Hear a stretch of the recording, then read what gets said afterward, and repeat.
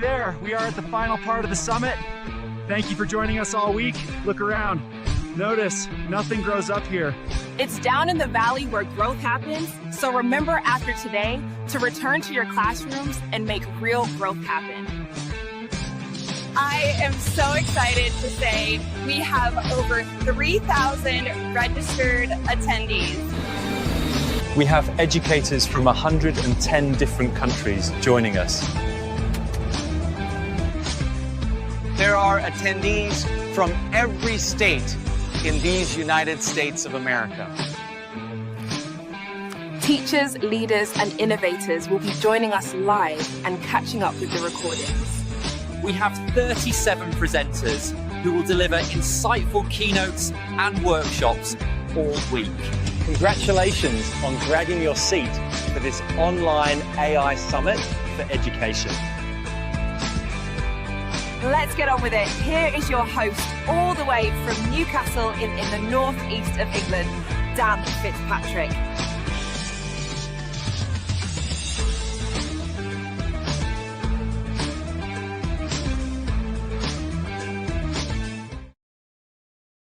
Hello, everybody, and welcome to the Back to School AI Summit 2025. We're on our final day.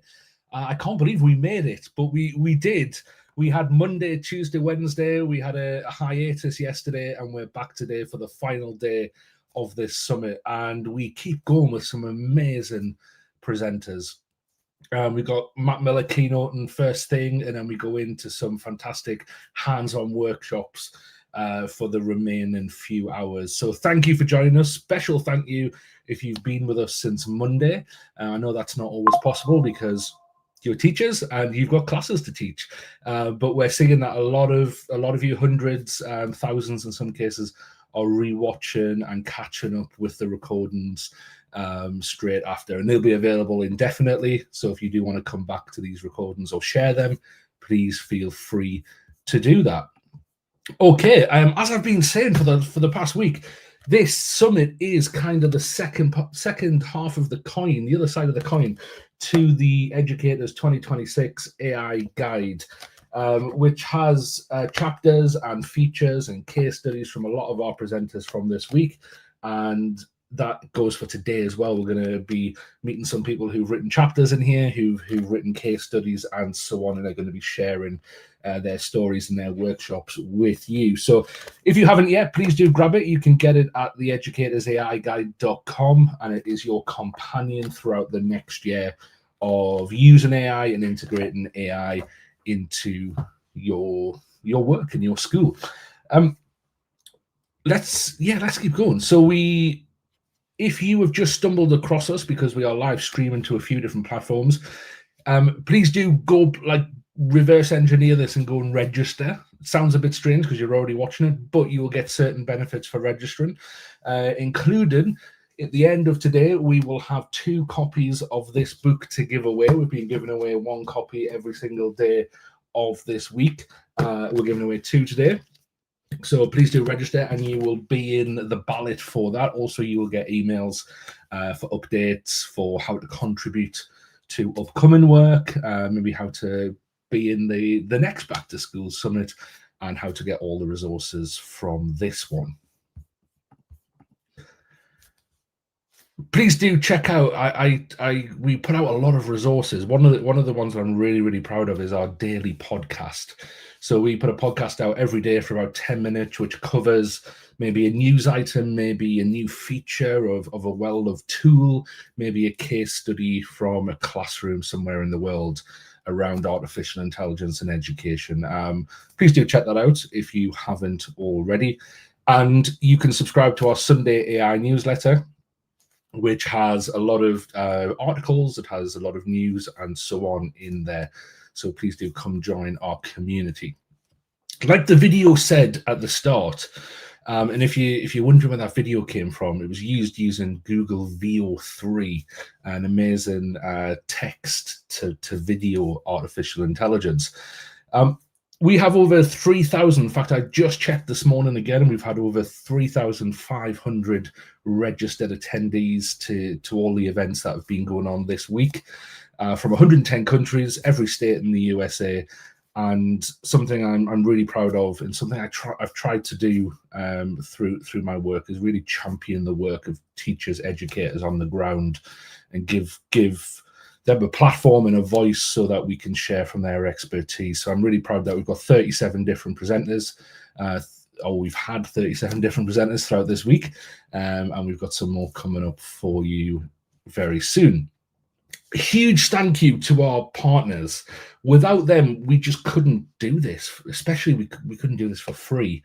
All the prep time that has gone into this, the months of planning, and all of the things that happen behind the scenes, as well as running this week, which is quite intensive, has been made possible through our partners. So I'd like to thank them a lot for trusting us with this.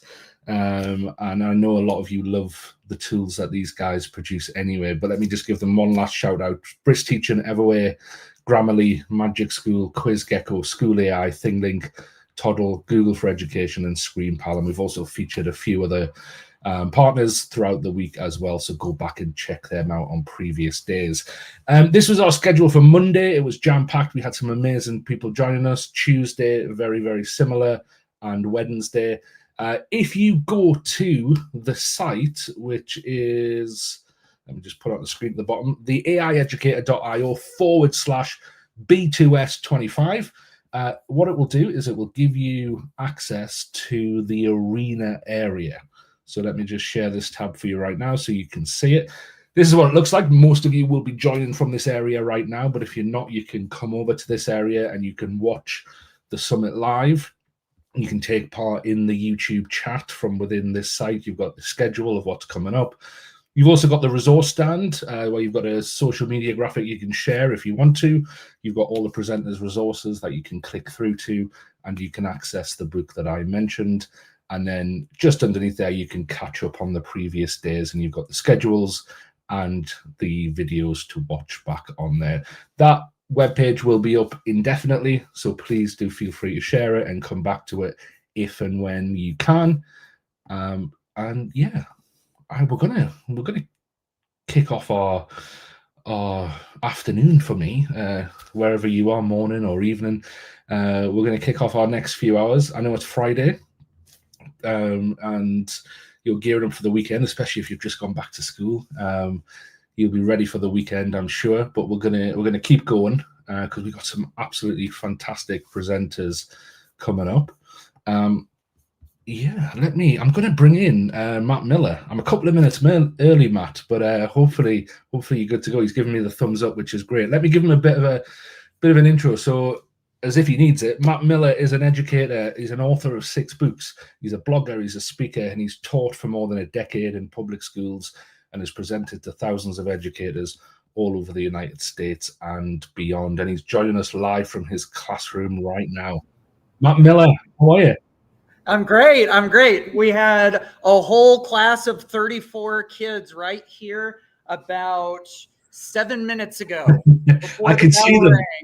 As you were setting up your screen, I could see them in the background. Yeah, that's right. Yeah. So there's no telling if the announcements are going to come on or if somebody's going to walk through that door. If you're watching this, you probably get it. So that's the reality I'm in right now. Matt, I'm so glad you've joined us. I've been very privileged to call you a friend for a few years now. Yeah. And I really appreciate that friendship. I really love how humble you still are. And I want to share a little story. So we were in, so when I was at the classroom teacher, like as far back as 10 years ago, I used to read Matt's books and get a lot from them. And then myself and Matt have kind of topped and tailed a lot of US conferences over the last few years, where one of us has provided the first keynote and one's provided the last keynote. And we were in Seattle, and I was walking down the street with my family, and I just hear this voice from behind me go, "Hey Dan, it's Matt Miller."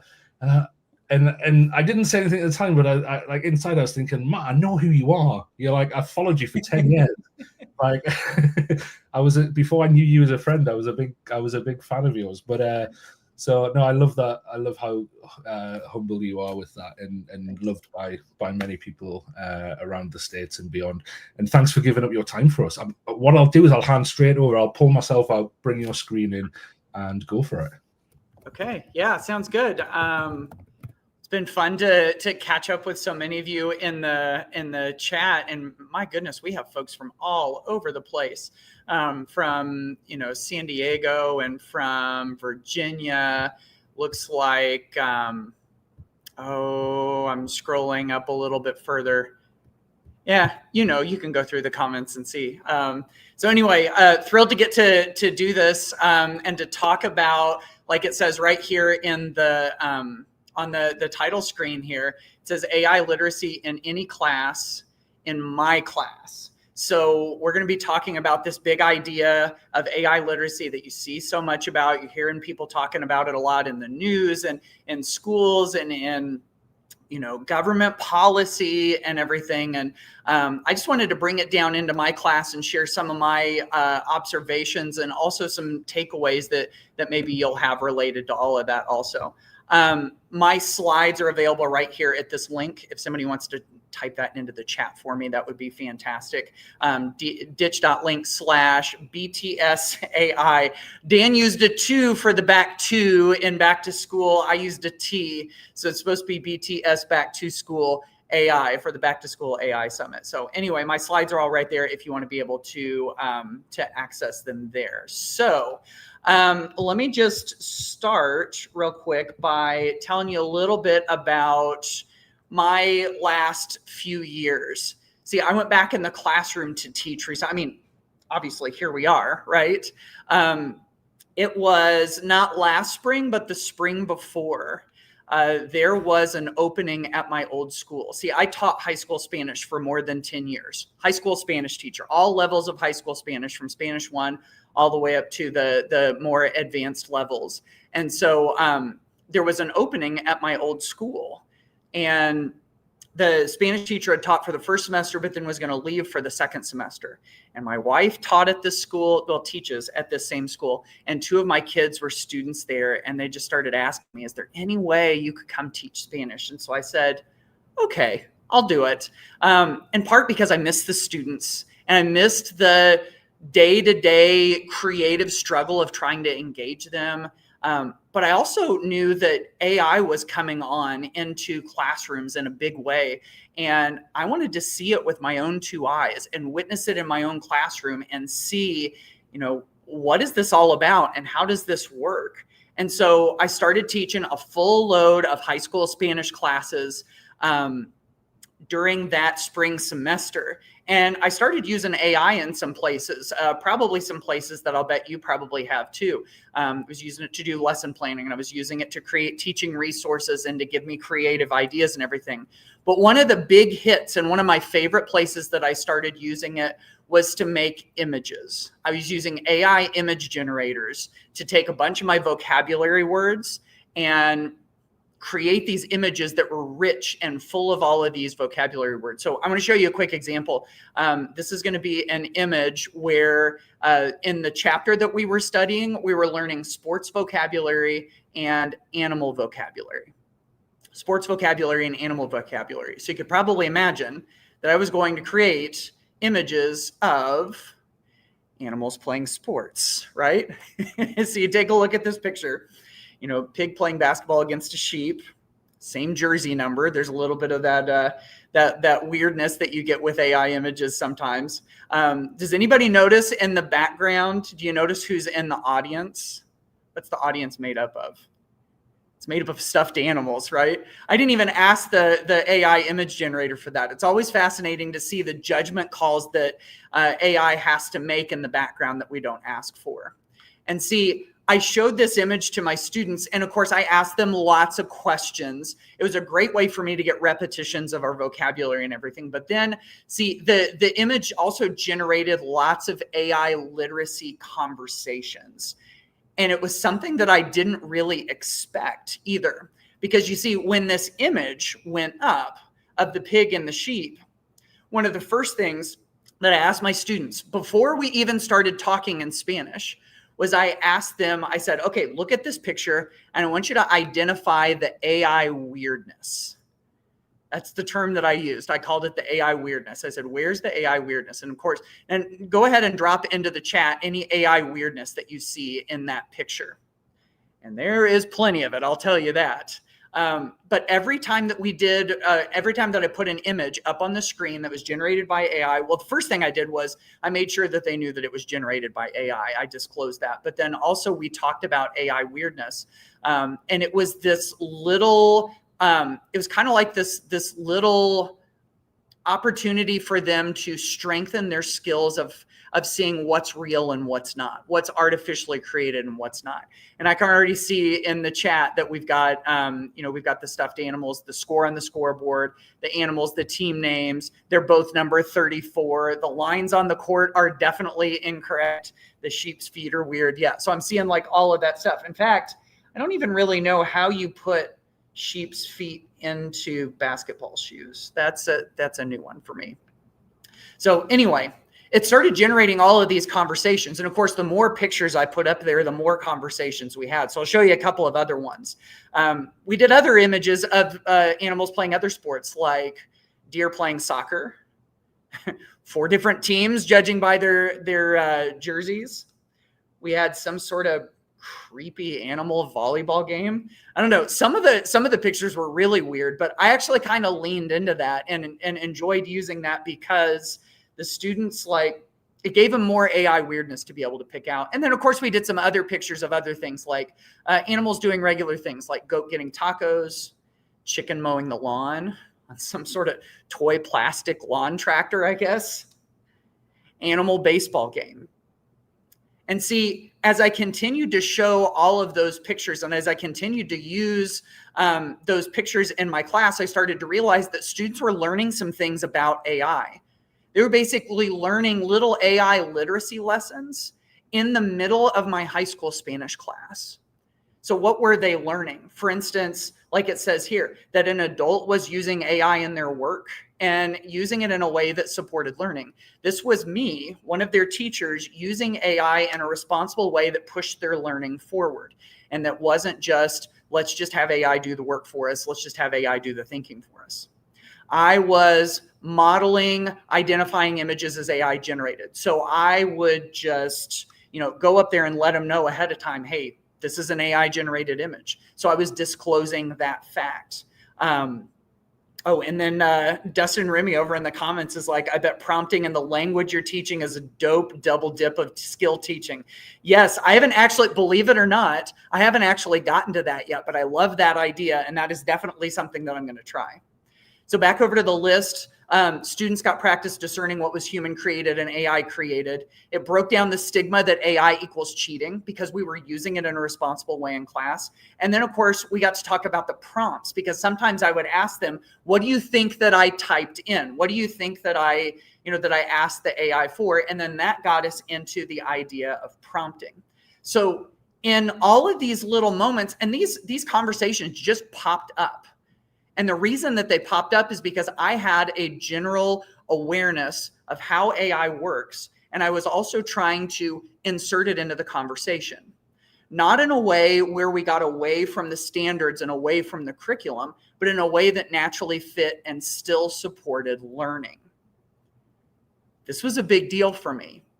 It was actually sort of my aha moment, because you see, by doing all of that, I started to realize that I was, in my high school Spanish class, I was teaching AI literacy. I was teaching AI literacy by asking my students to point out the AI weirdness. I was teaching AI literacy by disclosing that the AI images that I created were in fact generated by AI. I was teaching AI literacy by having a tiny little 30-second conversation about, what do you think I probably typed in to get this image? And see, the great thing about all of those was all of those conversations were still in support of my curriculum and my standards. This wasn't like, oh, I have to teach a unit about AI literacy and then we can get back to our curriculum. No, this was all integrated together because I was using AI naturally and I was willing to stop just momentarily in class and talk about it a little bit.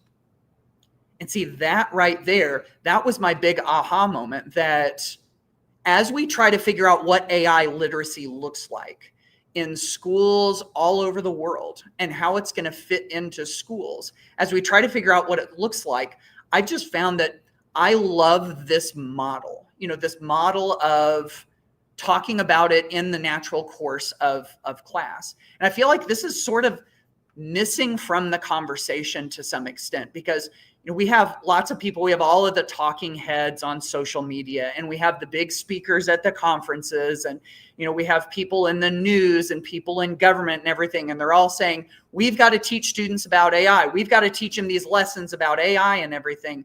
And it's just, this is sort of a missing part. Let me dive into it a little bit. I think this is the missing part of the whole conversation. So first of all, if you're a little bit new to this idea of AI literacy, this is how I define it. I just take a very basic definition of it, and there's all sorts of different routes that you can go from here. I define AI literacy as the skills and understandings that we need to survive and thrive in a world full of AI. I actually wrote this the first time, and I said the skills and understandings we will need. And then I realized, oh no, this isn't we will need. This is present tense. The language teacher, adjusting the verb tense. This is present tense we need to survive and thrive in a world full of AI. And so if we want to do that, if we want to integrate that, if we think that that's important, we have to find ways that it fits. But here's the trick. Here's the problem. It's that we do need AI literacy. We as adults, but definitely our students definitely need AI literacy. They need to know those literacies and skills and understandings about AI and see how it impacts their future work and how it impacts their future personal lives and how it's impacting the world. But the problem, of course, is that our schools aren't made for it. Our schools are still, I'm standing in a high school Spanish class right now where we only learn about Spanish. And I'm across the hall right now from a family and consumer sciences class and an agriculture class where they only learn about that. Where does AI literacy fit into all of this? See, our schools are still so siloed into all of these different subjects and everything. And so you start to hear, I'm going to keep coming back to the talking heads and all of the, all of the big speakers and decision makers about this AI literacy stuff, because I think that unfortunately, there's a lot of them that just don't get it, that just don't get the realities of the classroom, because so many of them are saying, we need to teach AI literacy. We need students to know AI literacy. Let's put in a curriculum. Let's put in a unit. Let's create something that teachers can teach. And I'm going, yeah, but I teach high school Spanish. And, lots of us are like this, right? It's easy to think that we're going to take AI literacy and we're going to hand it off to the tech teacher. I don't know if around the world, if you all have this in the same way, but in so many of our schools and school districts here in the United States, we have the tech teacher. And the it's like anything that's techie, we just assume that it's the realm of the tech teacher. But I got to tell you, AI literacy isn't for the tech teacher.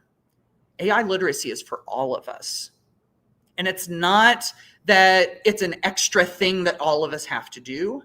It's an extra layer that we can put on top of what we teach that can support what we teach. And it can also prepare students for this coming world and these AI skills that we're going to need, right?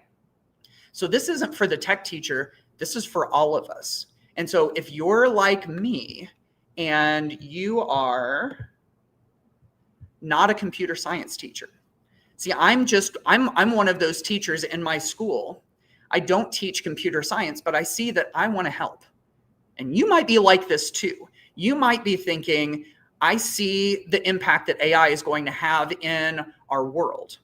And I see what our students today are going to get out into in 5, 10, 15, 20 years down the road. But my standards and my curriculum are for a specific thing. What happens if we want to help, but we don't teach computer science? The answer is, and this is my big idea, this is my take-home message for you today that I want you to be thinking about. The big idea is this concept of embedded AI literacy. That Some of these AI conversations can happen in regular classrooms, and they can be done in a way that supports learning, but also prepares students for an AI future, right? And so what I wanted to do today is I want to share with you some of the ways that I've been doing it myself, and also some of the ways that you can start to integrate this in too. I will also say that I have just recently started writing a book about this. It's called AI Literacy in Any Classroom. I'm in the process of writing the manuscript right now. In fact, if you like the idea of that book and you want to, I'm going to put a link in the chat right now. If you want to follow along with it, I'm going to be sharing about the process of creating it and some of the things I'm writing about in my email newsletter, my Ditch That Textbook email newsletter that Dan said in the intro that he's been getting for a long time. So anyway, the link is right there in the chat. You can go to ditch.link/join if you're not already in my newsletter. But as I continue to write this book, I'll give you updates on it, and then when it's ready, you'll be able to see it there. So let's talk about what this actually looks like in a classroom. So what I wanted to share with you today in my brief amount of time here is I wanted to share with you 4 ways that you can use embedded AI literacy. So you can start to see some examples of this big concept, and you can start to see how this applies to you as well. And so the first one I wanted to share with you is something that I was actually already talking about a little bit. And this is something that no matter what you teach, if you teach high school, middle school, elementary school, if you teach a specific content area, if you teach a specific grade level, you can use these, what I like to call by the way lessons, to give students some little morsels of information about AI literacy throughout the course of your day. And so here's what I mean by the way lessons. If you've ever taught in a classroom, I bet you've probably used a by the way lesson. These are these little nuggets of wisdom, these little truths that we carry around in our back pocket. And whenever it comes up in conversation, whenever it fits in, we just pull it out of our back pocket and we use it. It's usually things that we haven't put into our lesson plans. Let me just ask you in the chat, do any of you know what I'm talking about by the way lessons? Have you ever, you've got like some of these little wisdoms that you store in your brain, and then if they just happen to come up in the course of conversation, then you just pull them up, but you don't put them into your lesson plans? For example, in my high school Spanish classes, I have a by the way lesson about false cognates. False cognates are these words in Spanish that look like English words, but they don't actually mean what they look like they mean in English. For instance, in Spanish, the word librería means bookstore, but it looks like library. So, whenever one of those words comes up, I go, oh, by the way, did you know? Did you notice how I started that? I feel like for me, it always starts with the words by the way. Hence the name by the way lessons. By the way, did you know that there are these words in Spanish that look like English words, but they actually mean something else? They're called false cognates, and you got to be careful. Boom, done.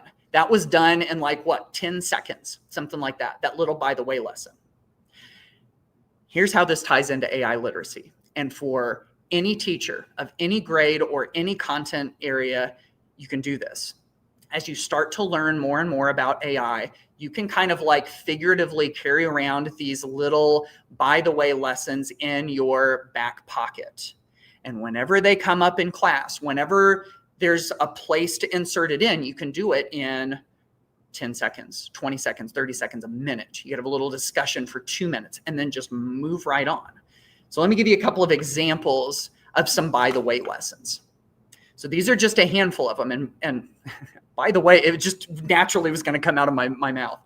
By the way, if this is a by the way lesson inside of the section about by the way lessons, if you like this idea and you want to come up with some more of these, really all you've got to do is just go to your AI assistant of choice, whether it's ChatGPT or Google Gemini or Claude or whatever, and just explain what these by the way lessons are and how they're about AI literacy, and can you come up with some for me in this particular place?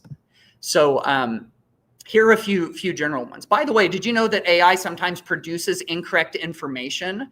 So if you ask it for an answer, you've got to be careful and be ready to verify it. Number 2, by the way, did you know that it's a good idea to identify images made by AI We don't want people to be misled to thinking that this is a real image when it's not. Number 3, by the way, did you know that you can have conversational replies with AI to get what you need? All you have to do is just show up and just talk to it kind of like a human would. And the more that you talk to it, the more you can dial in what you need. By the way lessons. These are just a few of them right here. Now, if you like this idea of by the way lessons, I have something for you that you can get for free. And so here it is. This is my AI teacher toolkit.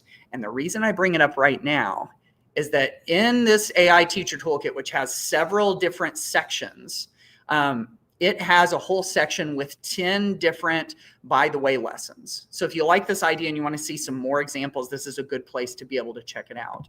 So you can get the toolkit at, I'm going to put it in the chat, ditch.link/toolkit, or you can just scan that QR code right there.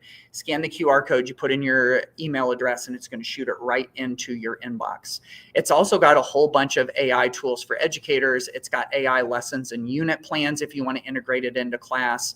It's got prompting examples. It's even got a printable page that you can print out and send home to parents, to parents or to guardians, that shows how AI can help them support their kid, like how AI can help them to support their student in learning. So anyway, that's the AI teacher toolkit if you want to check that out.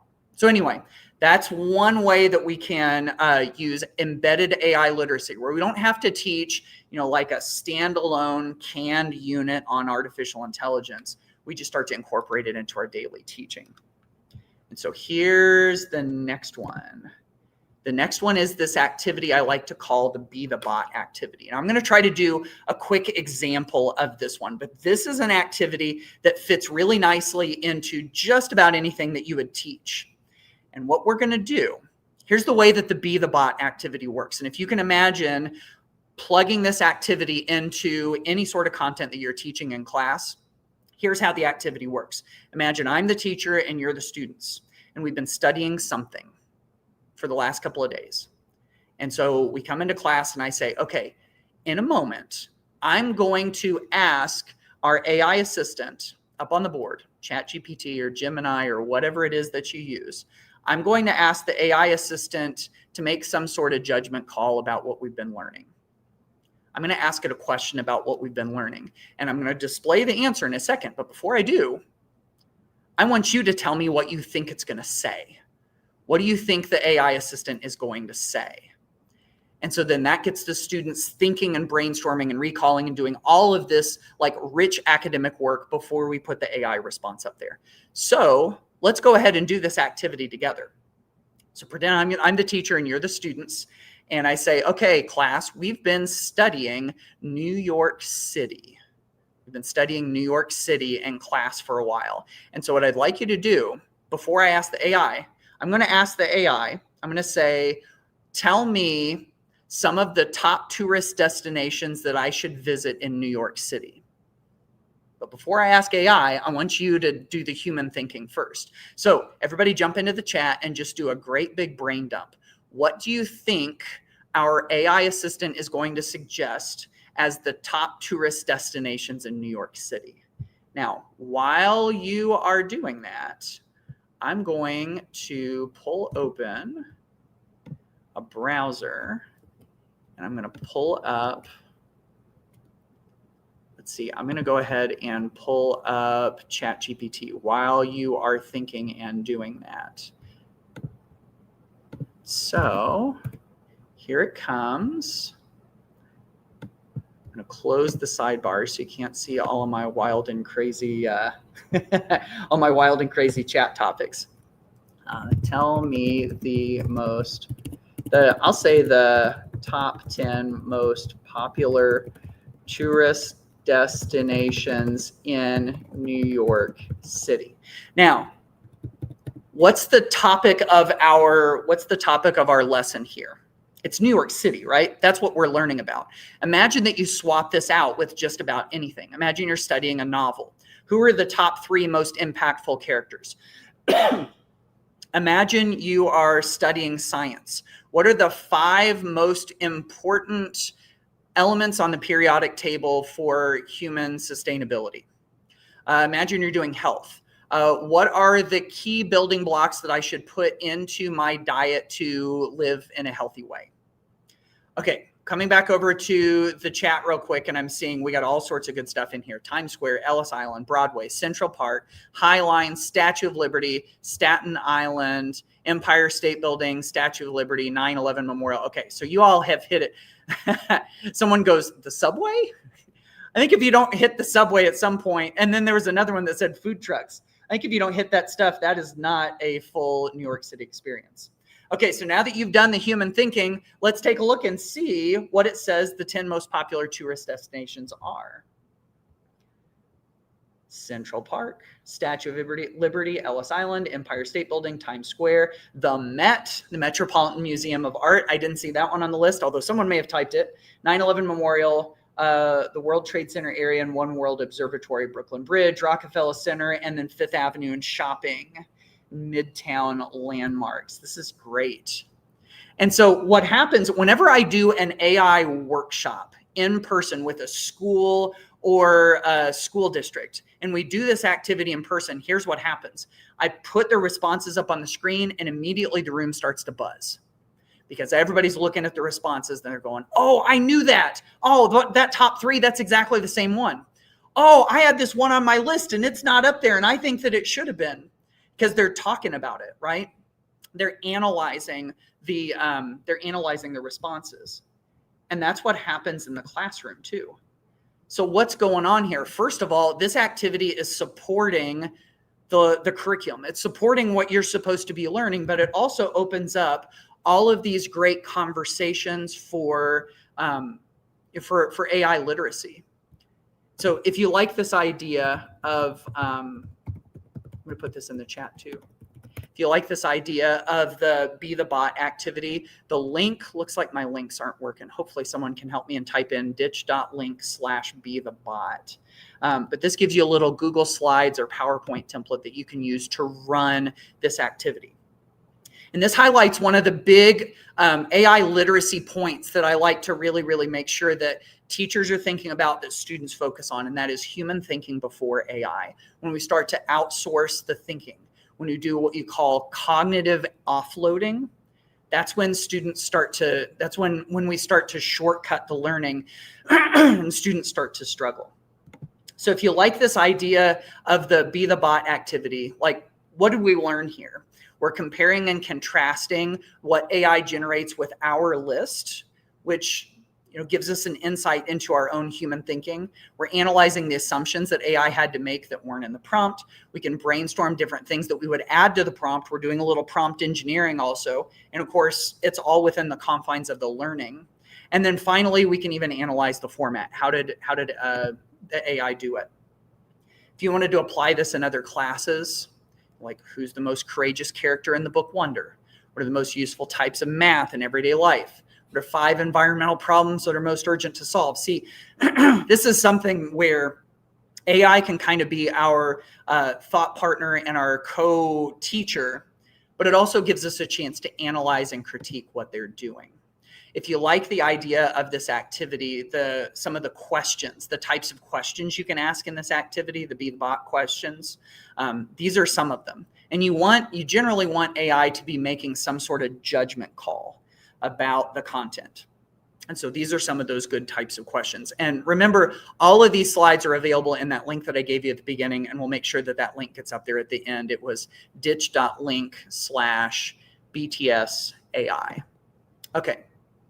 Let me get to the last 2 real fast, because I know I'm down to my last minute. I'll just tell you what they are, and then you can go check them out in the slides. How about that?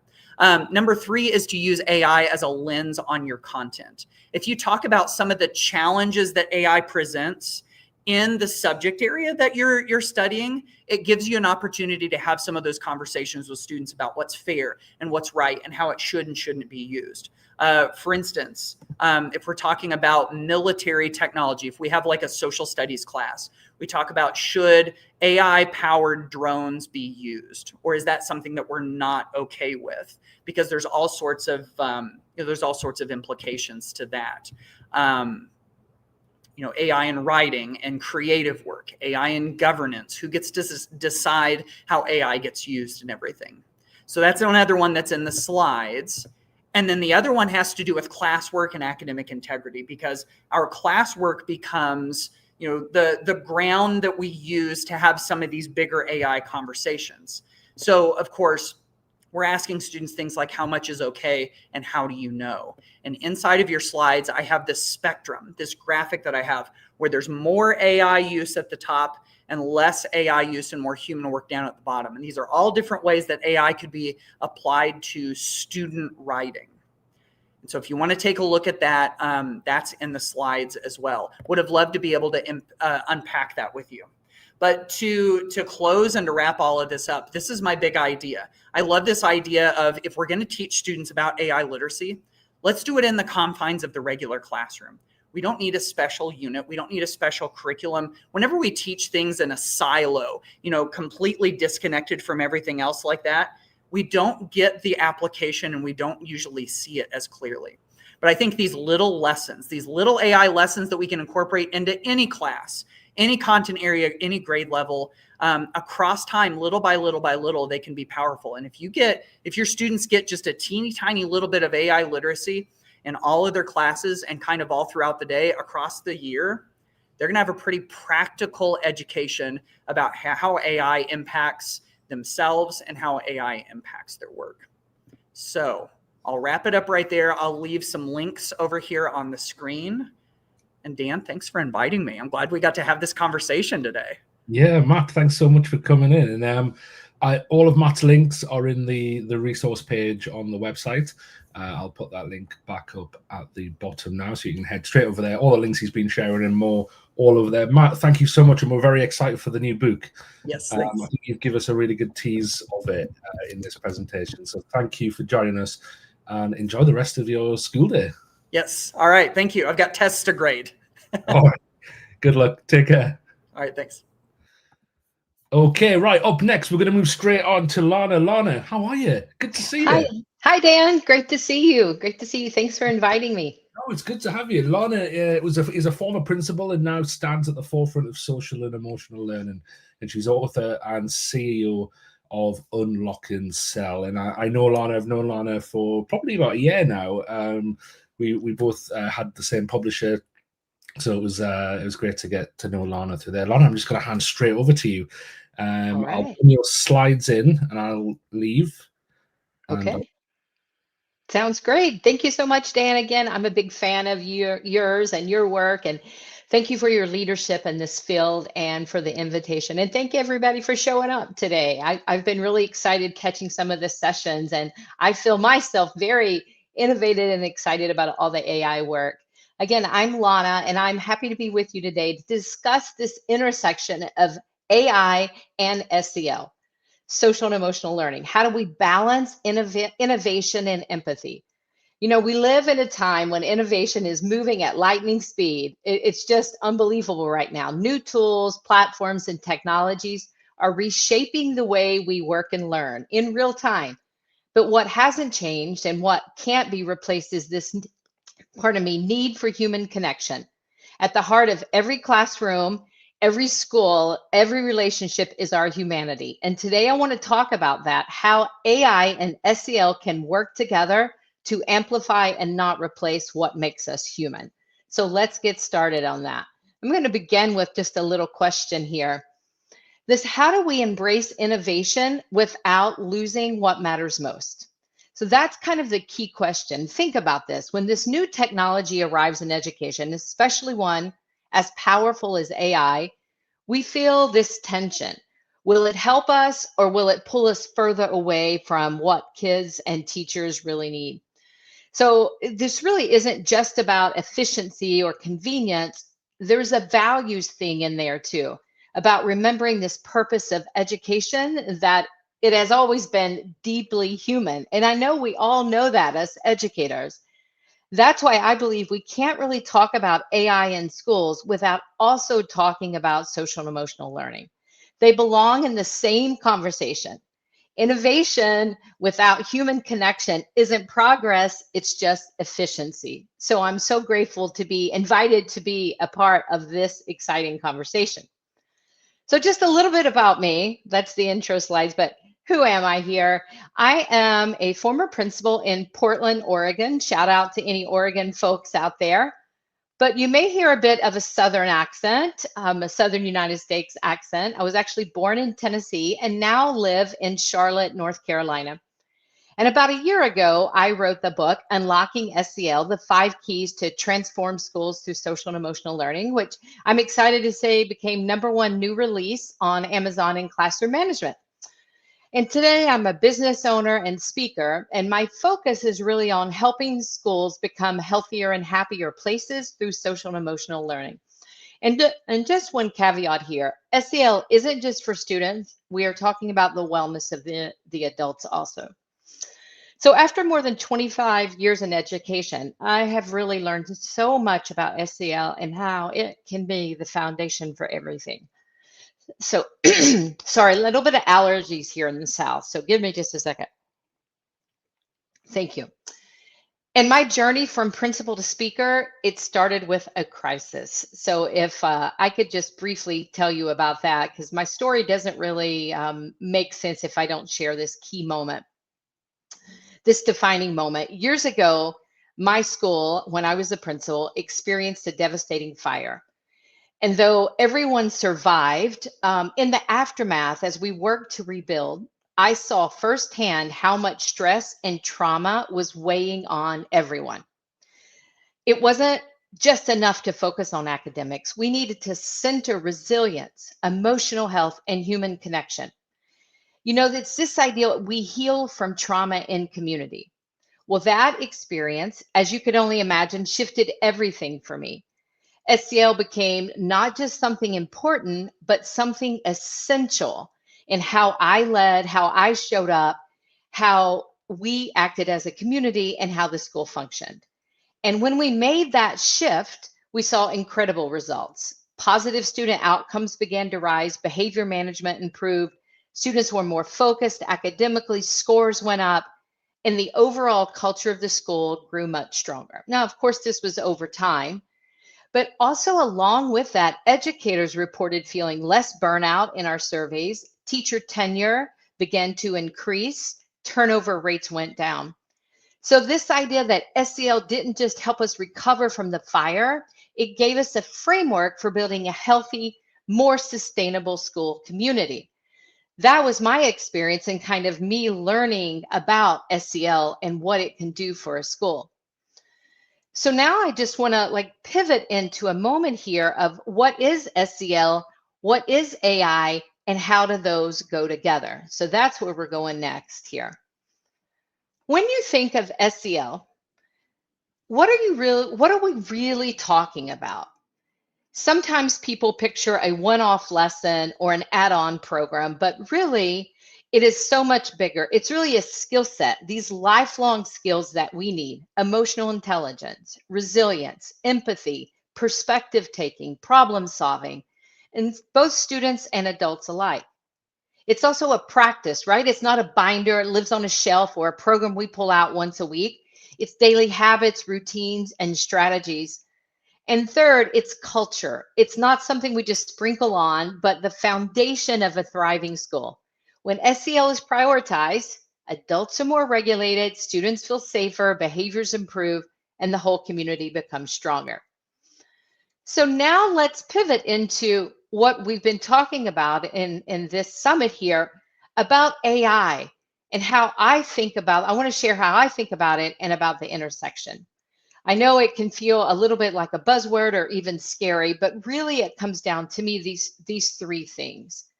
First of all, it's a time saver. Anybody else found that? It's been huge for me in my job. Handles the routine, repetitive tasks that take up so much energy. For teachers, maybe it's drafting a lesson, summarizing emails, generating quick quizzes. But that doesn't replace the teacher's creativity or touch-ins, just gives a little more time for it. It's also a personalizer. It can adapt learning and SEL supports for individual needs. So let's see, one student may get a reflective journaling prompt and a design for stress regulation, while another one may get something to boost mood or gratitude. The level of personalization is hard to scale without this support. And third, as our keynote speaker spoke on our first day, it's a teammate or a partner. This is the most important point. It's not the teacher, it's not the leader, it's a partner that enhances the work. So we've got this groundwork. Now let's move to how it is connected. When we think about this, it's not an either or conversation. So on one side, AI gives us, let's say, efficiency, data, and tools. On the other side, SEL gives us empathy, relationships, and human connection. Too often, it has been my experience, is these conversations happen in silos. Our previous speaker, Matt, just said that about how we don't want to learn this in silo. One in the world of innovation and technology, and other in the world of well-being and school culture. But in reality, they belong together. There is a sweet spot here. And this sweet spot isn't about replacing one with the other, but weaving them together so that each amplifies. You know, as I put some time really thinking about this, wondering, you know, AI without SEL could be cold and mechanical and perhaps even a bit dangerous. SEL without AI risks being under-resourced and hard to scale. But in the overlap is where there is opportunity, and I believe the future of education lives. So let's get some specific examples, if we could. I want to share some specific examples for adults and then specific examples for students. So a high value of mine and my company is educator wellness. My work with schools begins there. How is the adult doing? When adults are well, we're more able to show up for our lives and show up for our students. So how could AI help with educator wellness? Let me share 3 ways with you. And then I'm going to ask you for some that I perhaps have missed. First, more time for human contact. It helps us recover time from mundane tasks that eat away at our energy. AI can handle all of this other work, which then allows time for us to touch in more with colleagues, with students, or simply having the space to recharge without the constant pull of unfinished work. Next, how about access to mental health resources, which can be really hard for us as educators, how to have time for that. Through AI-powered tools, educators can find strategies, guided practice, or even confidential support more easily, which can help remove or lower stigma and lower the barrier to getting care. And then how about this idea? It can provide early detection of burnout, which is a huge problem here in the United States, and my guess is around the world also. It can analyze patterns in teacher workload, absences, or even survey data to flag these early signs of burnout and get the support we need. We can catch it earlier. So those are 3 that came top of mind for me. What are other ways that you could think of how AI could support adult wellness? So I'd like to hear a couple answers in the chat over there.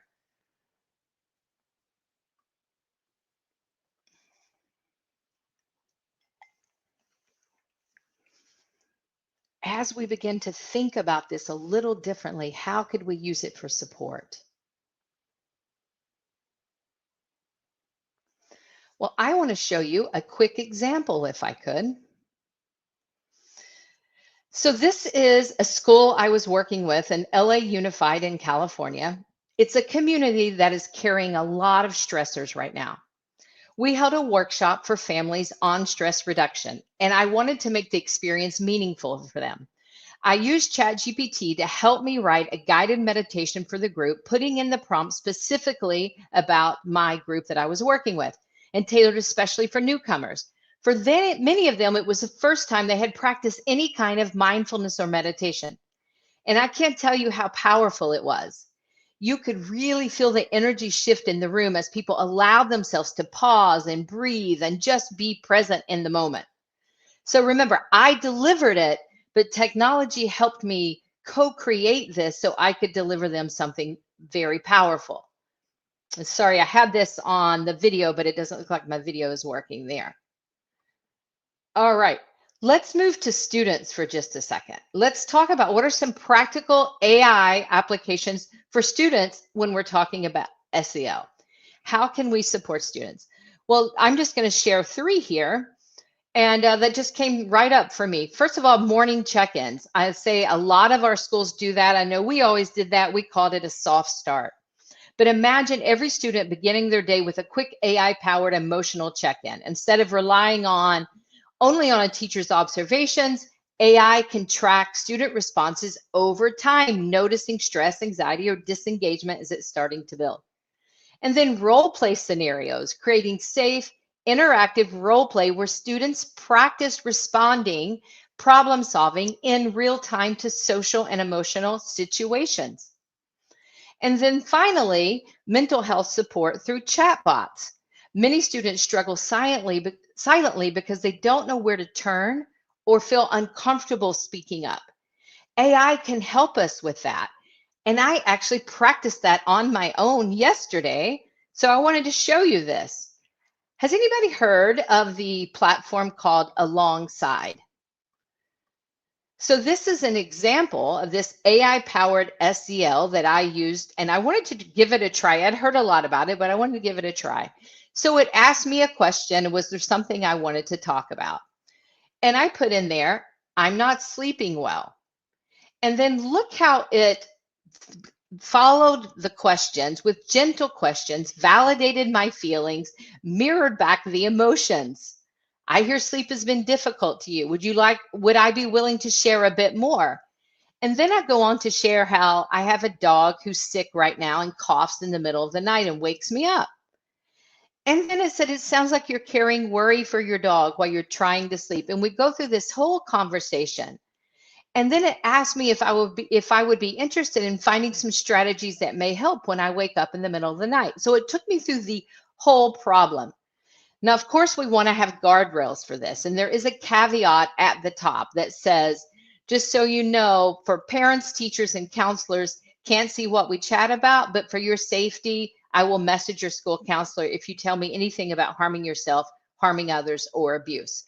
So there is that in there. And I just thought that was a powerful example. Whew, 20 minutes goes by fast, doesn't it? But if you think about this, when you think about the future here, I could really see where AI and SEL work hand in hand. So instead of like the fear, how do we turn towards and lean in and embrace it? Maybe a student begins their morning with a simple AI check-in to ask how they're feeling. And based on their response, gets a suggested activity. A teacher walks into a class with grading and lesson prep already streamlined. And then maybe a principal is reviewing their own well-being dashboard that highlights not just test scores, but also how they're doing in their wellness. In this vision, AI isn't replacing the human side of education, it's making room for it, clearing away the noise. And that is the opportunity before us. If AI is the assistant, the teammate, the partner, SEL can be the compass. And when we align the two, we can create schools where not only minds thrive, but hearts do too. So as we wrap up, I just wanted to finish on this last slide. I want to share 2 ways I support schools. And I have a quick little survey there. If you pull that up, ask you a couple questions, and also if you would like some free resources for me to send your way. My first is Burnout to Balance. That is my Keynote workshop where I talk about wellness and give specific strategies for adults on reducing stress. And then the second, I offer a keynote and workshop entitled AI plus SEL. And that session expands on what we've shared today, but getting a little deeper on what schools can do to embrace innovation while keeping human connection. If any of this resonates with you, I'd love to connect further. Do you have my email? Thank you so much. Whew, Dan, I'll take a breath now. Lana, thanks so much. That was brilliant. And I love that and somebody said it in the chat actually, that coming from Matt's presentation into yours, really kind of give it just that extra dimension as well. And I love that about these days. I kind of didn't really plan it like that, but the speakers are really complementing each other really well as we go through the day, because there's just so many sides to this new technology and this new kind of social shift that we're seeing caused by this technology. So thank you so much for bringing us this point of view, because it is obviously so very much important. Lana, could I ask you, would you mind putting the links to your resources into the resource pack? Yes, I'll be glad to. Put that in there. And people can catch it, and even when they're catching up as well. Okay. Have a wonderful day. Thanks for joining us. Thank you so much, Dan. Bye, everyone. Take care. Bye-bye. Okay, right. That was Lana joining us from the United States of America. Now we're going to go to another beautiful part of the world, which is the Highlands of Scotland. And I'm going to introduce to you Louise Jones. Louise specialized in youth culture and what changes impact on the way young people live and learn. Then in education as technology and learning manager, then made the jump to Google for Education. So she worked for Google for Education for a number of years and now works with Thinglink and other edtech startups. I think you're going to really like Louise. She's going to bring a real practical element to this. And I know a lot of you liked on Tuesday Jaden's presentation where he got into some immersive learning experiences. And if you like that, I think you're going to absolutely love what Louise has to share. Louise, how are you? I'm really good, thanks, Dan. How are you? I'm very well. Good to see you. How's the Highlands today?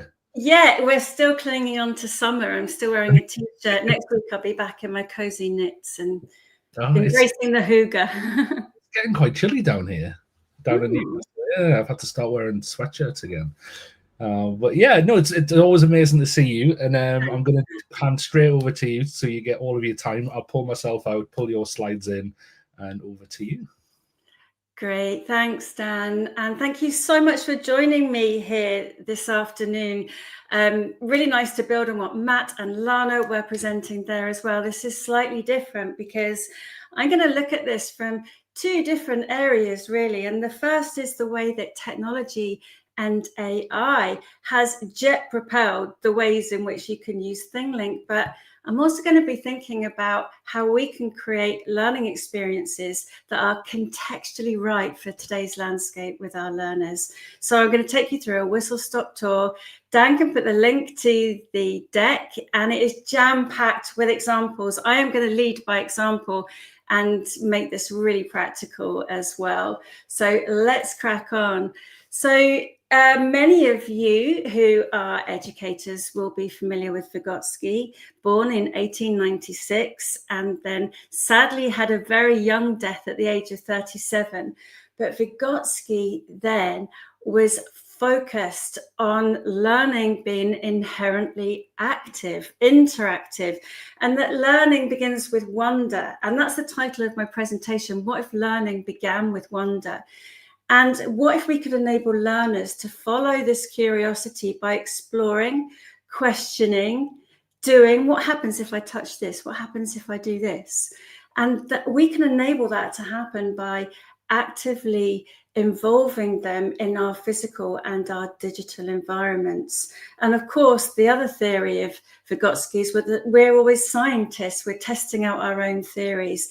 And it's this exact learning theory that inspired Ulla Maria Koivula, who was the founder of Thinglink, and it's 14 years old. If you've used Thinglink already, please do say hello in the chat, because it's quite remarkable, really, because if you think about Thinglink and it being available for you to make anything an interface for learning, in 2011, that was just images. And then as technology advanced, the ability to make videos interactive, 360 images and videos, and 3D objects. And of course, today we're looking at AI, AR, and immersive learning with a range of devices as well.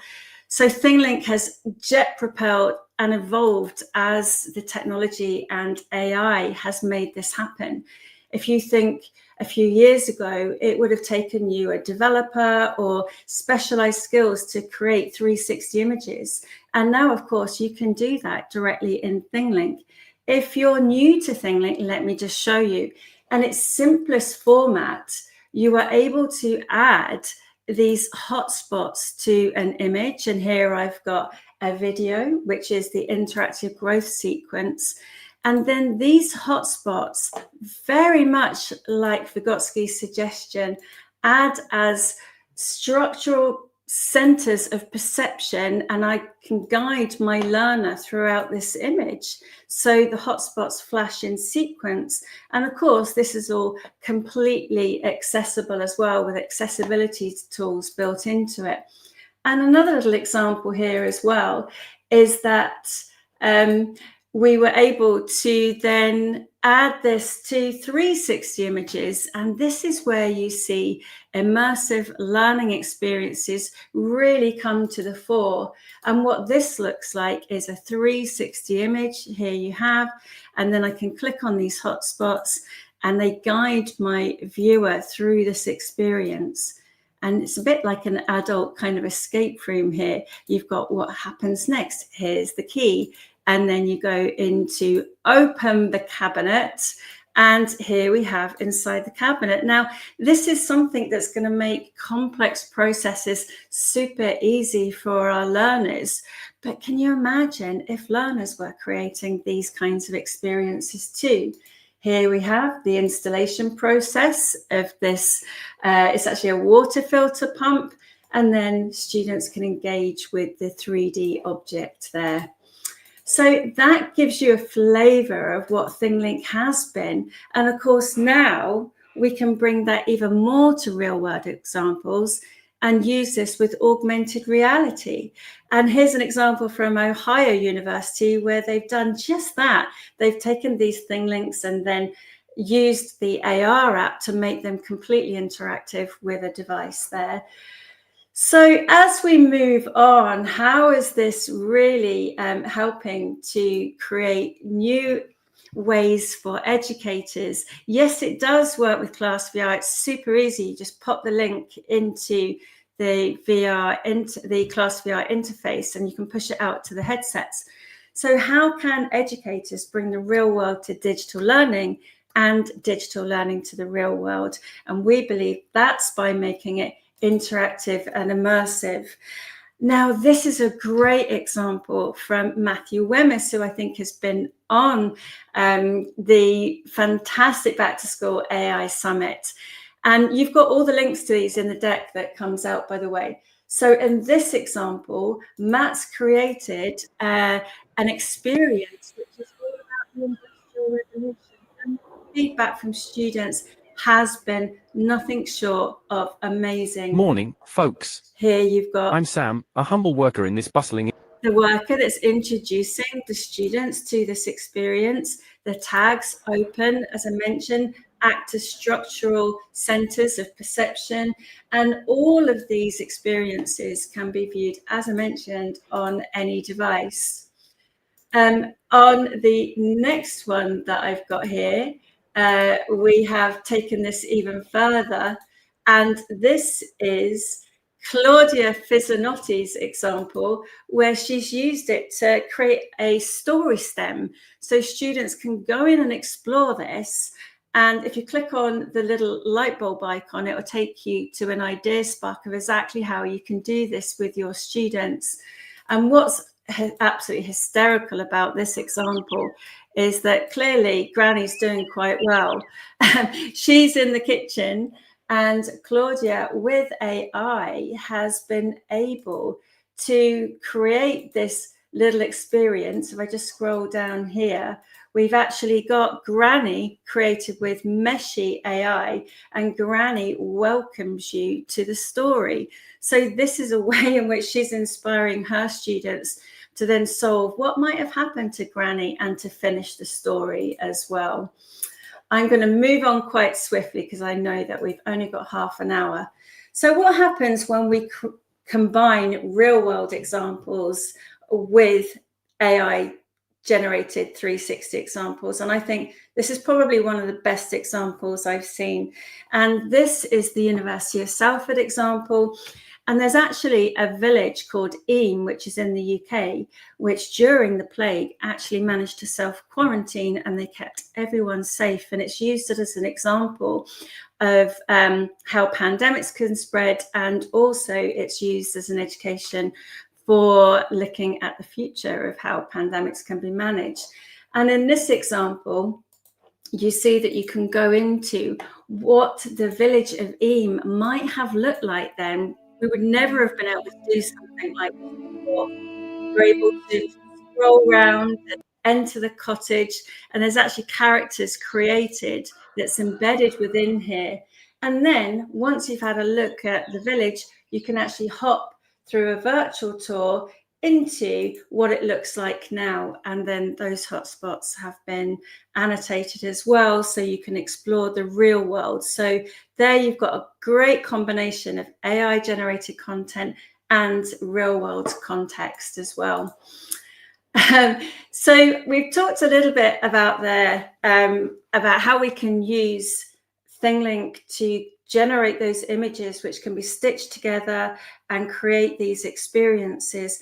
But I also wanted to think about skills in the era of AI now, and how we can combine these types of learning experiences and build scenario-based learning in them. And when we think about, you know, AI and how easy it is to access knowledge, how can we build experiences that really enable our learners to combine both of those aspects? And this is one of mine I developed with a local cafe and a young person. And in this example, when we go into it, if it will let me click, here it is. So what we have here is we have a scenario. It's getting really busy. The rush is on in the cafe. This is all real world examples. And then you click forward. The espresso machine is going to break. What happens? You've got choices. You can see that the machine is breaking down. It's kind of like the worst thing that can happen as a barista in a cafe. And in this scenario, the students then pick what kind of response they would give. And good morning. Do you say sorry? Do you try to fix it on your own? And what happens? And of course, the point of this is that you can test out your responses in different ways in a really safe environment. And if you're familiar with failure-based learning, you as an educator can build in ways in which they can reclaim the situation. So these are skills-based learning activities, but we've used AI to help us plan this experience, but we've used real-world learning in a completely new context. And again, you can go through and have a look at this in the slides as well. So that's a really nice way of being able to deliver skills-based experiences in this context. Amazing job training, special education, all of those comments are absolutely valid. Now, the next part that I want to move on to is because we've looked at some examples there that have been pretty much produced by educators for young people. And I was actually reminded in planning for this presentation of something I did back in 2017. And I, as Dan told you, used to work for Google for Education. And I was absolutely blown away when Google Docs came in and you could do a revision history and see your progress in action. And I was reminded by Dr. Sonny Magana. And in 2017, he said students can create authentic learning museums and reflect and contrast. And by looking at the similarities and differences between these exhibits, it helps to develop what we all know as metacognition. And just to give you an example of that in action, I remembered this actual app that I used, which was called Draftback at the time.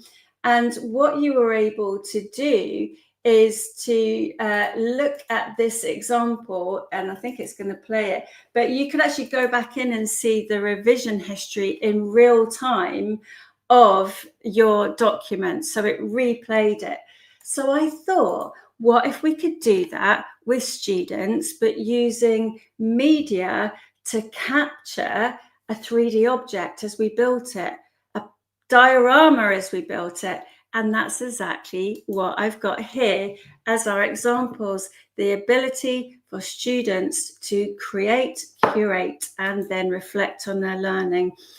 And the other example that I wanted to bring in here is the importance of students' authentic voices. And there was this really good talk, and I shared it on LinkedIn, and it was by the Bluetooth lady, and she does voiceovers such as Bluetooth connected, and we've all heard that before. And she was actually saying that, you know, although you can get AI voiceovers now, her trade has actually become more unique because the authentic voice is valued. So I just want to show you here in this example, which is the same barista, a young person. Being a barista is one of those jobs people sometimes underestimate. They think it's just pushing buttons and pouring lattes, but honestly, it's so much more. Can you imagine that student reflecting on their work experience, and that student who's working as a barista now, but did this as work experience, has been able to capture their authentic voice.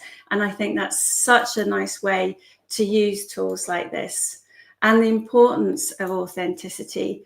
So let's go back to these student examples. So Michael Fricano, another favorite of mine.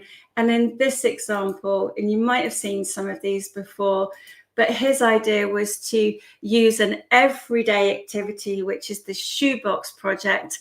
And imagine if the students put the 360 camera, and all it was this, inside the shoebox. And here's the student here. And what they've been able to do is reflect and show the workings of how they built their shoebox. And they can even view these in VR headsets. Someone mentioned Class VR. Other headsets are available too, but you can just view this on any device too. So I think that's just a really, really great example of how you can take an everyday activity and elevate it. Now let's go even one stage further. This student from Quebec has created an immersive art diorama. If you've ever walked down the street in London, you could walk into the Van Gogh Museum and it's all interactive. There's the sunflowers. But imagine a student doing this.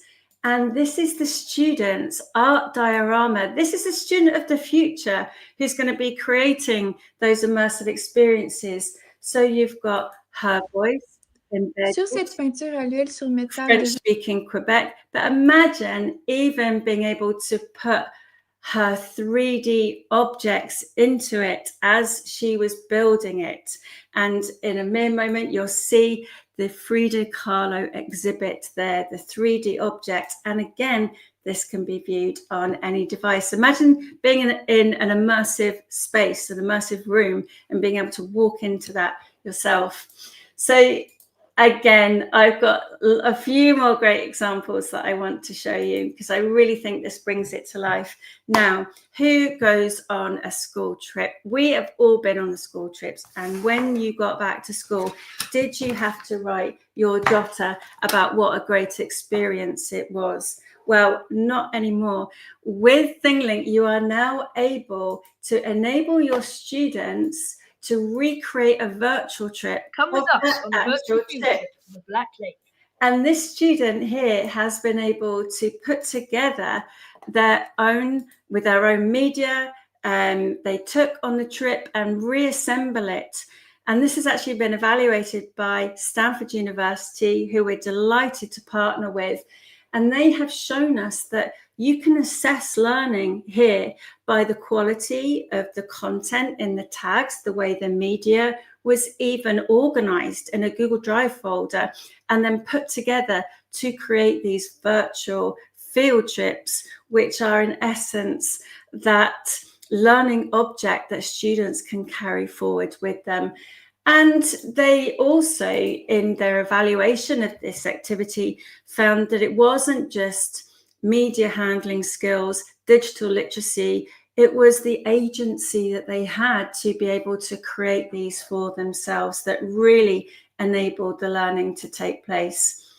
Next one, very similar to the art diorama. This is an actual gallery that students have made in the foyer of their school.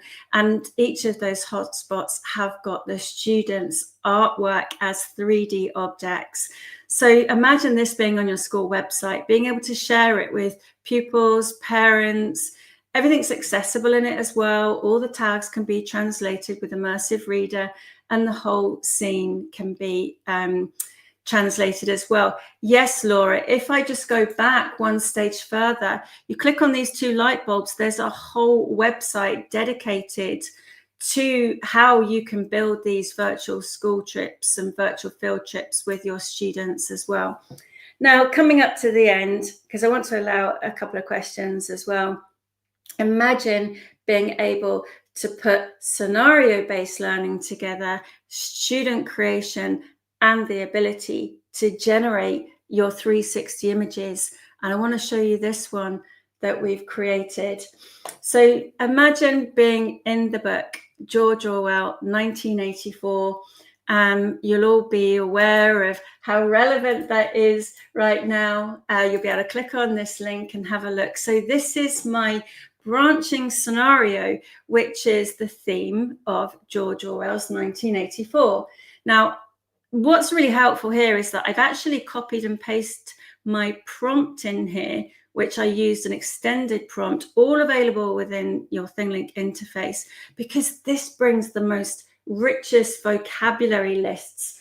Can you imagine, discussing gritty realism and gloomy skyscapes and towering brutalist architecture with your students? But in this one here, I've got my... Welcome to the Ministry of Truth, where lies become history.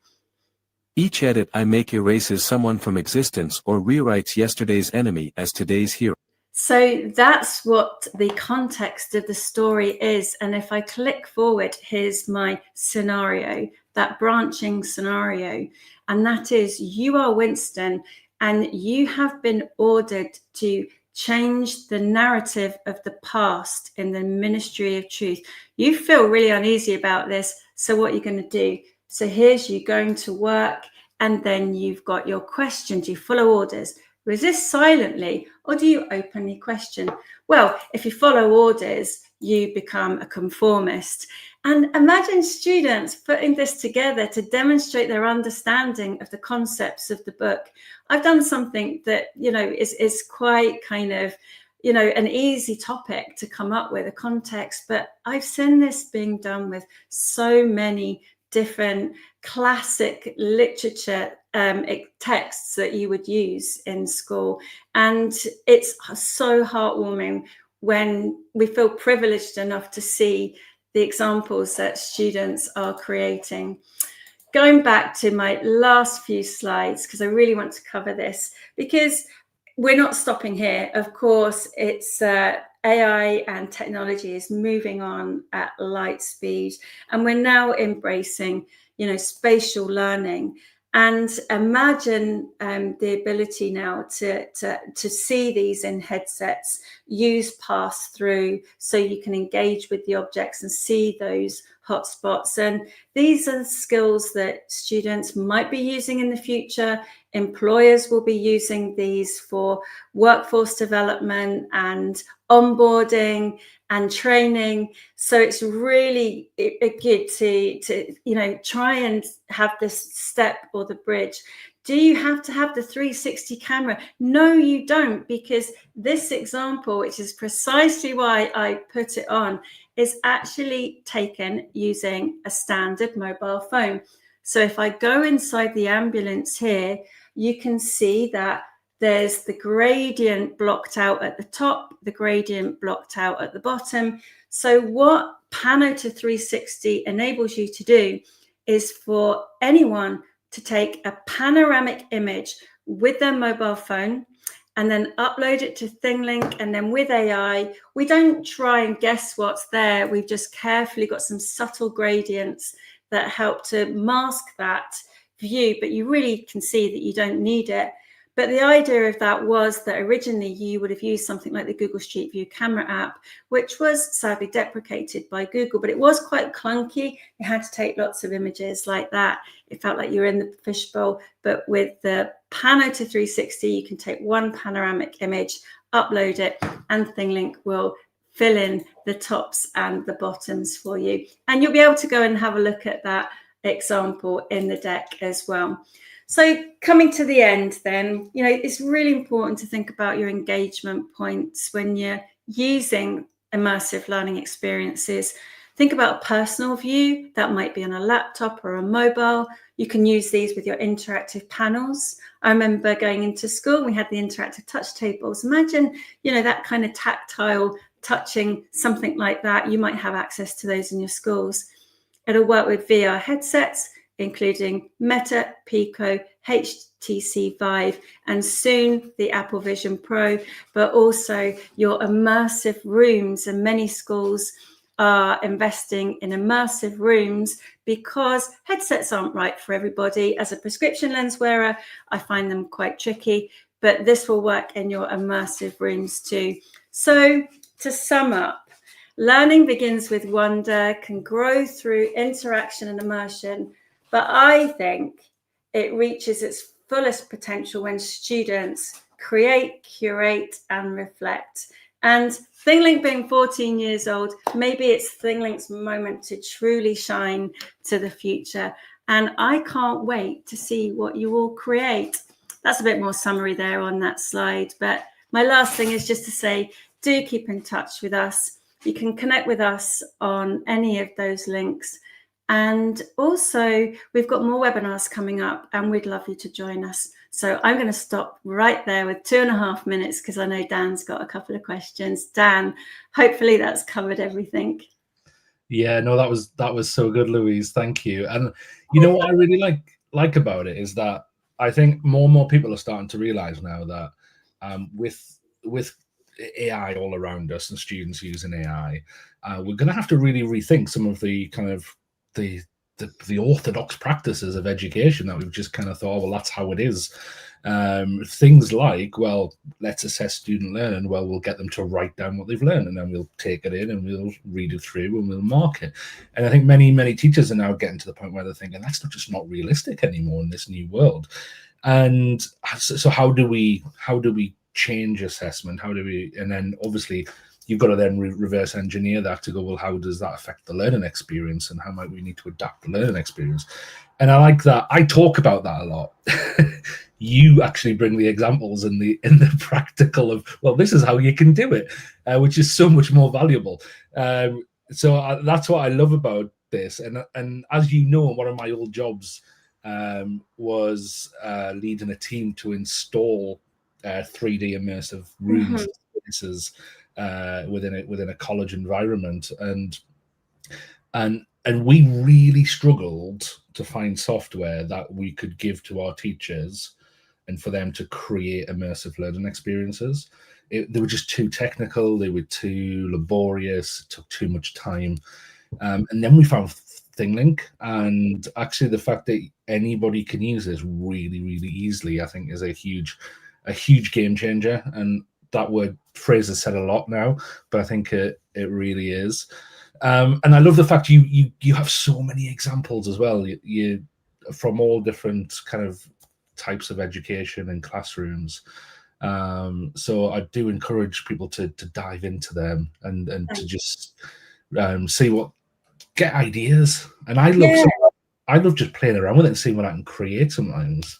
It's amazing. And we are launching our own 3D capture app, and that is not just about the objects that you saw, which you can capture with your mobile phone, but you'll also be able to capture 3D spaces and annotate them. So that's the next feature release that's coming soon. I always like to give you some sneaky peek previews, but I mean, everything there that you've seen is, I don't think that I'm particularly creative, but being able to put these things together is just so exciting. And yeah, seeing students be so proud of what they've created, and to take that iterative kind of collection at the creation process, I think it's just phenomenal. Yeah, absolutely. And yeah, I think just giving students that platform to go, right, well, actually, I can have an experience and then create something about it, in a quite easy way. But you still, like we've seen with a lot of the AI tools over the last few days, you've still got to bring the imagination, you've still got to bring the good ideas, you've still got to bring the good stuff. But now there's a tool that will help you bring that to life. Definitely. And, we always app smash with a number of tools, don't we? And, you can have a conversation with ChatGPT and say, can you help me come up with this? And, it's going to do that. Escape rooms are hugely popular with Thinglink. Becky, you can get in touch with me and you'll have all of those resources and more. But the deck that I've shared, and Dan's put the link in the chat there, you can access everything there. Amazing. We've got 360 library, so you can access pre-made 360s, and soon we'll have our own 3D library too, which you can use. But the idea is you make your own stuff, generate with us, or kind of create your own within it. So all good. No, it's good. You just reminded me, I was doing a workshop in a school in just outside of Baltimore a couple of weeks ago, and we were looking at Thinglink, and one of the teachers had an idea, and we were trying to bring it to life with Thinglink. And we're like, well, how could we? Because we wanted to do like a full 360 environment that then moved into another 360 environment, and we were putting questions on there so that the students couldn't get through to the next room without getting the question. Amazing. And we would think, well, how might we plan this? How might we storyboard it? And we used ChatGPT and said, look, this is our idea. Could you help us draft a storyboard? And then took that back. So yeah, absolutely powerful stuff there. Louise, thank you for joining us. Thank you for having me. It's been a great week, Dan. Congratulations on such a fantastic week. Thank you so much. And yeah, you've made it all the better. Thanks, Louise. Take care. Bye. Big thanks to Louise joining us from the Highlands of Scotland. And we're going to jump right into our next session. Next, we've got Jeremie Rostan. And I know, Jeremie, I'm probably not pronouncing your name right because it's I think it's the French spelling. So sorry about that. But you can give us it when you come on. I'm really excited to have Jeremie with us. Jeremie is a middle school principal at the International School of Panama, and he recently wrote his AI journey up as a case study in the Educators 2026 AI Guide. I think it's a really powerful case study, and goes through a lot of technicalities, which I think some of us need. So check out Jeremie's case study as a follow-up to what he's about to share with you. Good to see you. Thank you, Dan. Jeremie Rostan is how you pronounce it. Jeremie. So, Jeremie, it's amazing to have you with us, and to meet you in person, because I know we've been in contact over email for the last few months as you prepared that chapter for us. Thank you. What I'm going to do is, so you get all of your time, I'm going to pull your slides in. I'll jump out, and then we can't wait to hear your story. Thank you very much, Dan.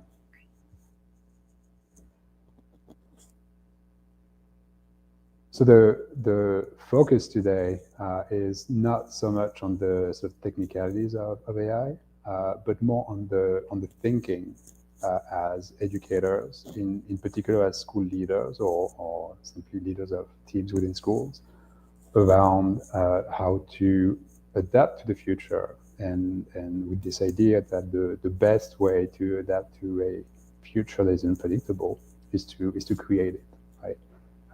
That's from that quote from a computer scientist, Alan Kay, the idea that the best way to predict the future is to create it, but the best way to adapt to it is obviously to create it. So what I want to share with you is our roadmap, meaning the step that we are going through at ISP, at my school. But I think it's a good overall model for any school really, that wants to engage, and already we don't really have a choice, do we? We sort of have to engage in that process. The AI revolution is ongoing. It has just started really, and there's no sign that it's going to stop. If anything, it is going to accelerate. And the implications and ramifications we can't predict and we can't anticipate. So the best we can do probably is to try and shape them and leverage the potential and mitigate the risks. So the roadmap has 4 steps, and that's going to be the structure for today, starting with ongoing learning, then looking at revolutionary thinking, then creative iteration, and finally global collaboration. So start with ongoing learning, and the idea here is twofold. The idea is those new technologies, AI technologies, I would argue that schools need 2 things. One is to have a level of understanding, even if it's basic, but a level of understanding of the sort of foundations or the fundamentals of those technologies. Now, none of us are going to be experts. I'm certainly not an expert, and AI technologies can get quite complex on the tech side. But some level of fundamental understanding is going to be very important. It's going to be very important because that's what allows you to project yourself in the future. As I'm sure you know, the pace of development is so rapid. You have new tools coming out basically on a daily basis, and not only you have new tools, but those tools keep evolving and changing, and new features. The underlying models keep popping up, right? So it's all very rich and complex. So it is going to be very hard to really keep track of all of those things and to adapt to them. If we have a good fundamental understanding, then we can project ourselves in the future, not at a very granular level, but at a more broad level. And I will give you an example of what that might look like. So we want this, even if it's basic, this foundational understanding of the technologies. And then we also want to try and stay appraised of their developments. Now, as I just said, it's a full-time job. It's a full-time job, and actually that's the idea here. Schools all have limited resources, right? So we can't just create jobs, obviously, but I would try and make the case with my school, like I did in our school, that if something matters, it should be someone's job. Now, the idea here is there's I would say a fallacy or a risk, which is to say everybody is affected by AI, so it should be everybody's responsibility. And there's some truth to that, but we would not extend this argument to other aspects of the school, right? We would not say, you know what, security is everybody's responsibility, so we don't have a head of security, right? We just, everybody is in charge of security. No, security is so important, it has to be someone's job. It's everybody's responsibility, but someone is very much in charge, right? And same thing for basically all important aspects of the school, right? If you can point me to the person or the team, if you can point me to the line in your budget, then that's that signal that maybe it doesn't really matter in your eyes. Does not have to be a full-time job either. It might be a release time, or however the school wants to structure it, but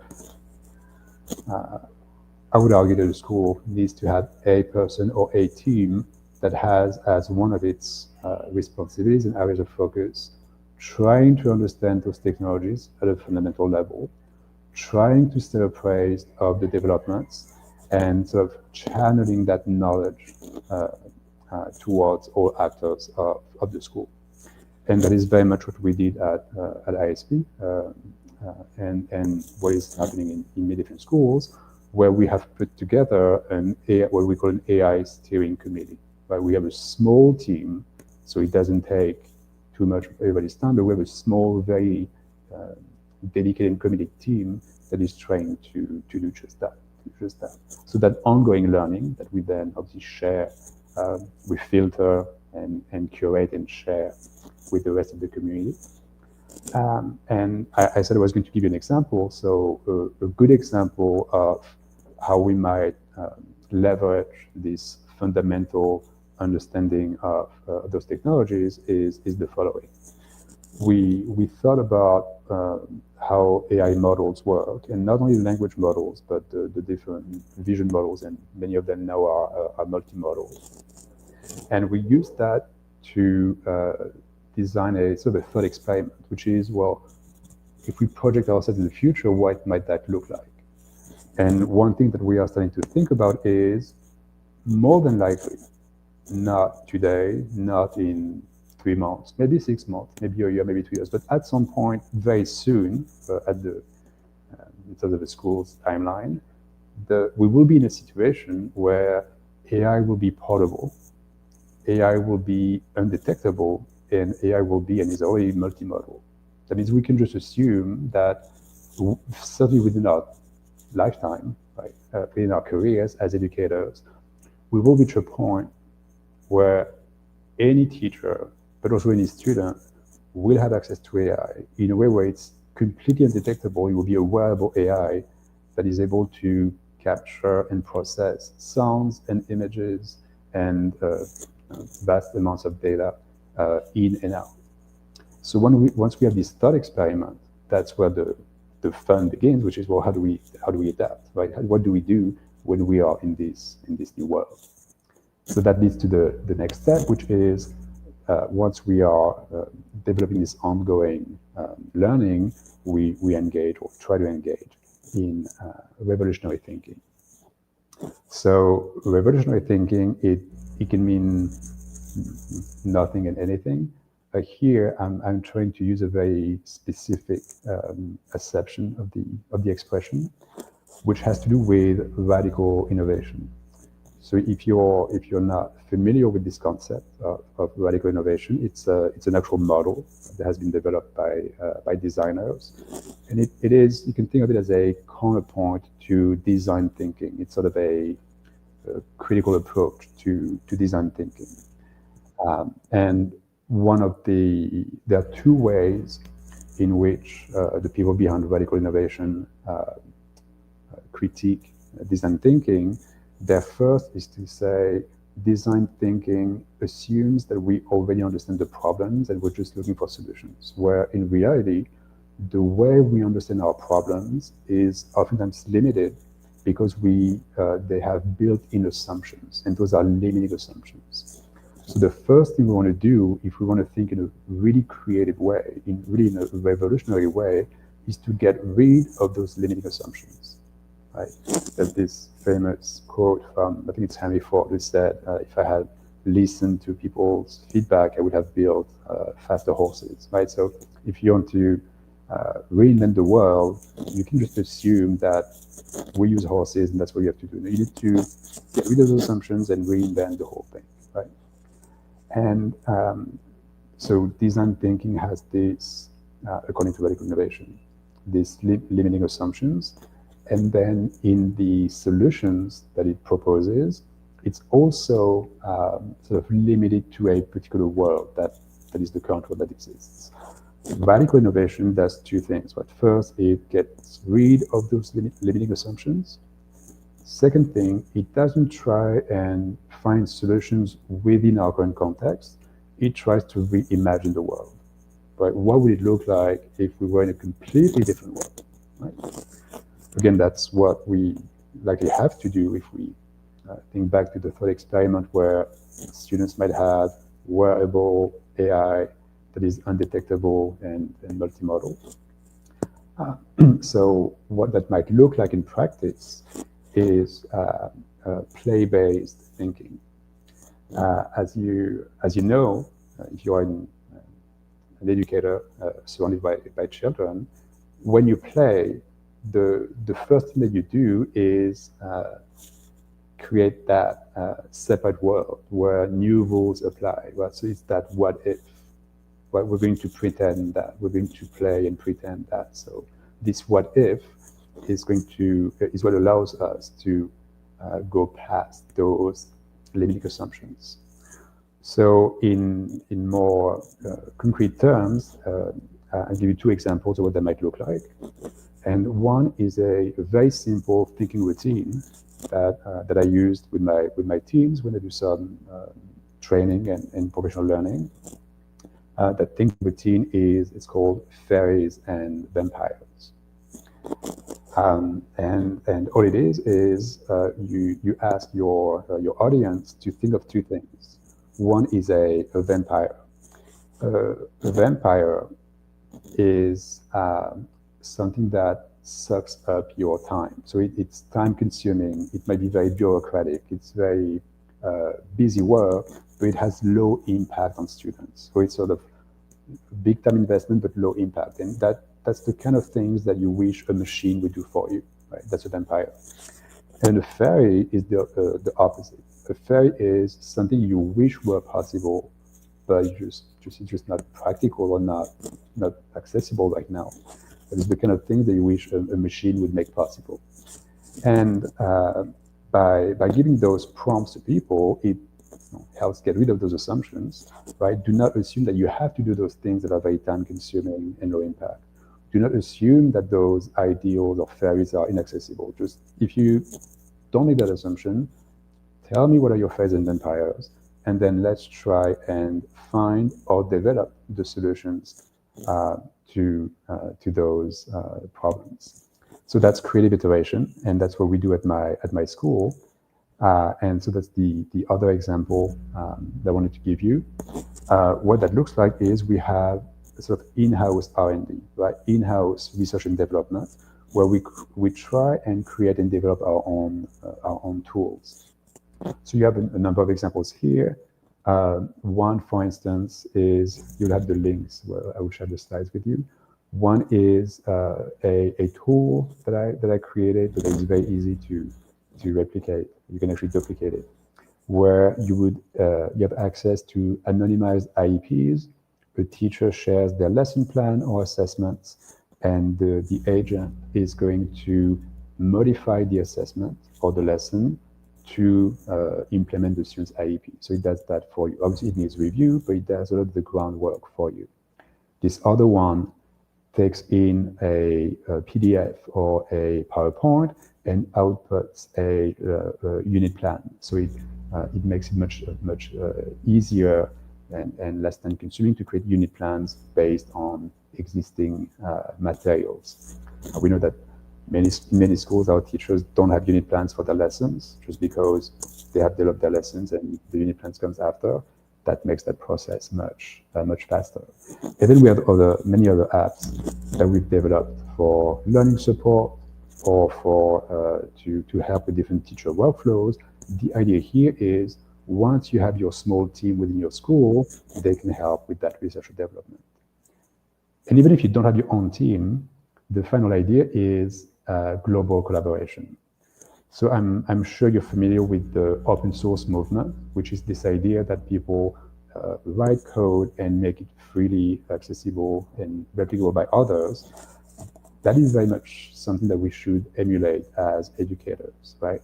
All the research that we do, all the tools that we develop within our schools, well, we should make them open source and share and collaborate across schools so that even if a given particular school does not have the tech expertise or the resources, they can still benefit from the learning of others, and their students can benefit because of that open source approach.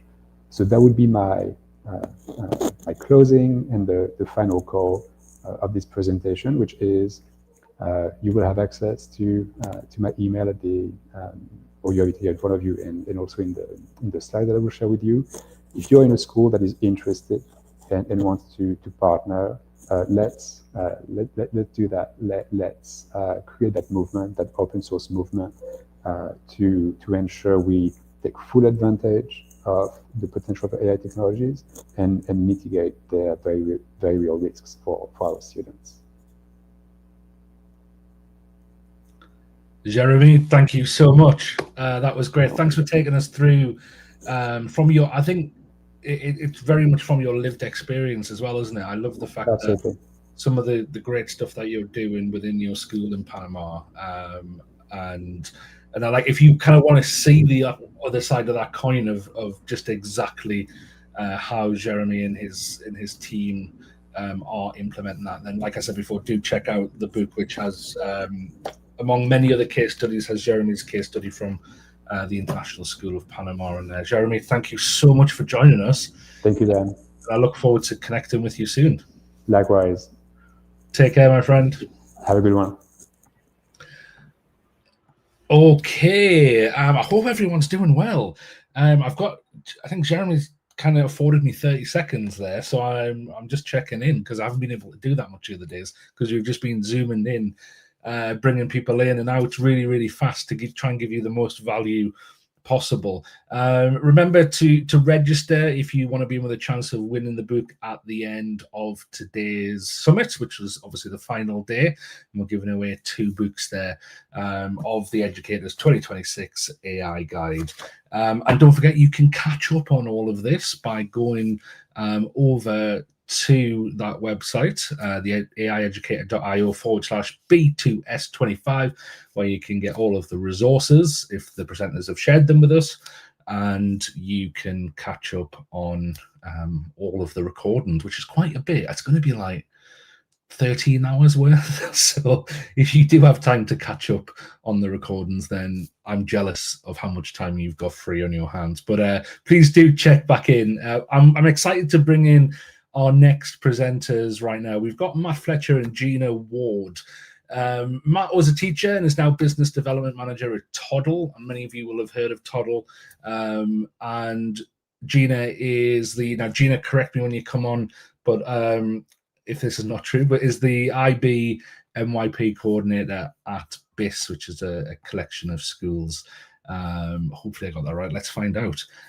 So we're going to bring in Matt and Gina. Hello, how are you? Hi, Dan. How are you? I'm very well. Good to see you both. Thank you for joining us. Oh, thanks so much for having us. Yeah, super excited to be part of Back to School AI Summit, and absolutely love the sessions that we've been able to catch so far. Thank you. Yeah. Well, we're looking forward to your session. I'll pull myself out. I'll bring your slides in, and then over to you. Cool. Awesome.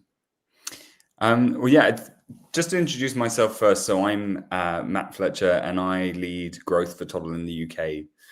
And one of our mantras at Toddle is actually teachers first. So I taught secondary school English for 6 years. But Toddle was also set up as a passion project by a group of teachers that wanted to solve problems that they were facing in their own schools. I'm delighted today to be co-presenting with Gina, who is fantastic curriculum leader at the British International School of Stavanger. Gina, how's my Norwegian pronunciation? Not too bad, Stavanger. Stavanger. And we'll spend most of today kind of talking about BISS and their AI journey, and also particularly in terms of Toddle, how they use Toddle AI and how that kind of benefits them. But before we do that, I want to just spend a bit of time to look at our why and kind of what we do at Toddle. So in terms of our why, to understand our why, we have to take a day in a teacher's life. So if we imagine a day in a teacher's life, what do we have to do? We have to plan our curriculums. We have to make sure that they're aligned. We have to assess learning, so formative, summative assessments. We have to track those. We have to take attendance. We have to write progress reports, and the list goes on and on and on and on. And very often those different things that we do day to day are on top of teaching for 4 to 6 hours, but also exist in different siloed systems that don't speak to each other. So Toddle was actually set up by a group of teachers who wanted to create a system where you can do all of your work in one place. So we're a learning management system, but do quite a lot more than you might associate a learning management system with.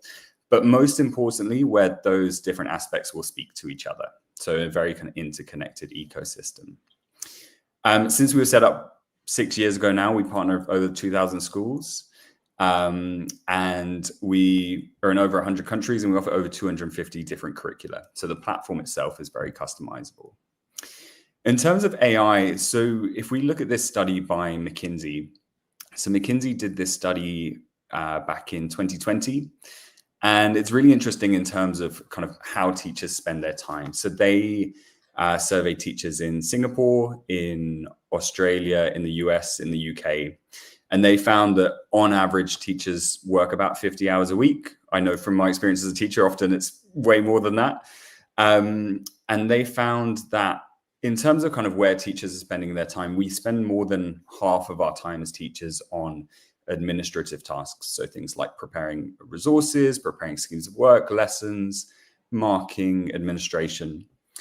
And in terms of, I know I'm very lucky in my role that I speak to lots of teachers, and from my own experience as a teacher, that often when teaching is tough, it's often the things that make it heavy are those elements on the left-hand side here.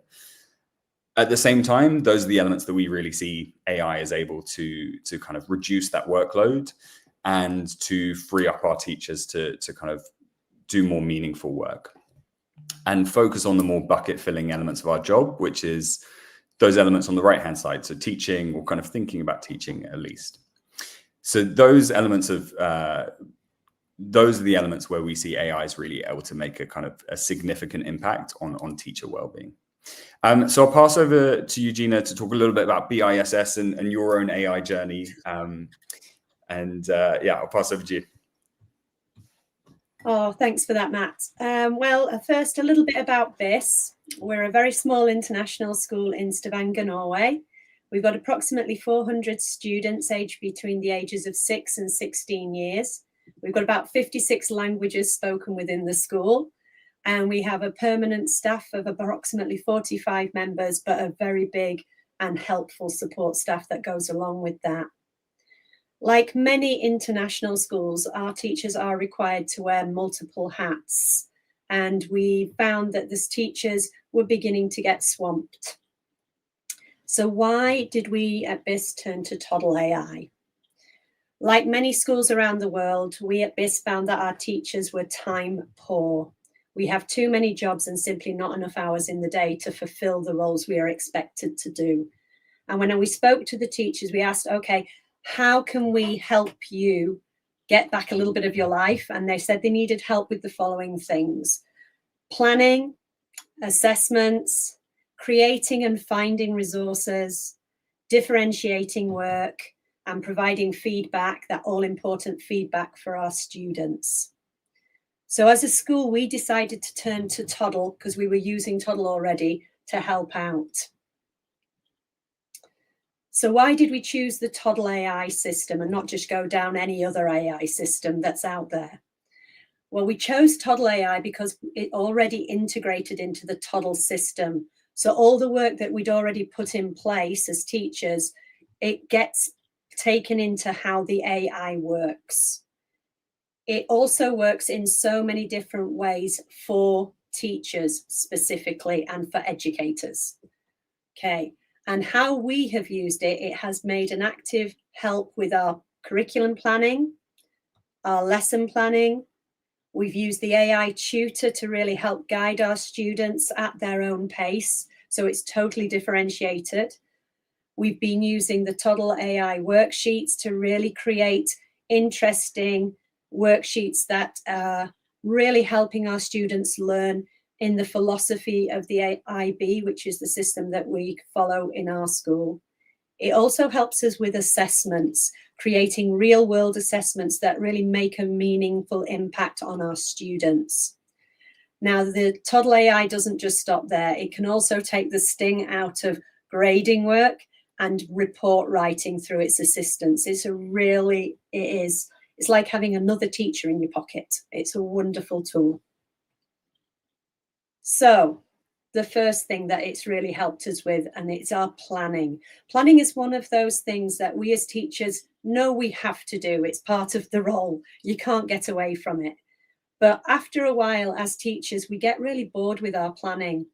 And the thing that we found by using the Toddle AI planning assistant, we've been able to really put the fun and the play back into planning. But don't take my word for it. Let's see it in action. Now, this could go horribly wrong. I'm hoping it won't. But here we go. I'm going to try to stop sharing that screen I'm going to add, oh, this could all go so horribly, horribly wrong. Here we go, share. Can we see that, or are we still on that other screen? Is it still there? It's other screen for me, I think. Okay. I'm going to stop that screen. Oh, come on. Technology, work for me, please. Share this one. No, it's not wanting me to do that. Okay, I was really hoping. There we go. Thank you. Perfect. So before we kind of show, I'll just talk a little bit about our curriculum design assistant. So this is a very kind of new AI feature that we've released, and it's very much designed to be a kind of thought partner in designing units. So I'll pass over to you and Gina to kind of show what that looks like in action. Okay, thank you, Dan, for helping us out backstage there. Okay, so here I have a unit plan that I've already started to fill up. I've got to the learning experiences here, and I'd really like to build it up so that I can see the 8 weeks of lesson plans put together. I've identified what I want in there. I'm going to look for the magic purple stars up in the corner. That tells me my Toddle AI assist is ready to help. I've used my prompt bar down here like you would do in any AI. I've asked it to create 8 lessons, 2-hour lessons with a mixture of practical and theoretical aspects. I press the go button, as it were, and you're going to see it in action, how quickly it works. Now, I just want you to take a second to think, how long would it take you to come up with 8 weeks worth of lesson ideas, put it all ready, and then put it into planning? Now, here, it's put it into planning in Norwegian, but it will transform into English as well. You can have it come in any language you select, but unfortunately, mine's gone all of a sudden into Norwegian, which is great for me. Unfortunately, not so good for you guys, but let me tell you, it is telling me my theoretical lesson parts and the practical lesson parts. I can simply ask it to copy and paste and put it into my planning. It is as simple as that. And it works on every aspect of the system. The Toddle AI is integrated not just into the unit planning, but it's also integrated into lesson planning as well. And part of the lesson planning that it requires us to do is it asks us to, there we go, come back into here.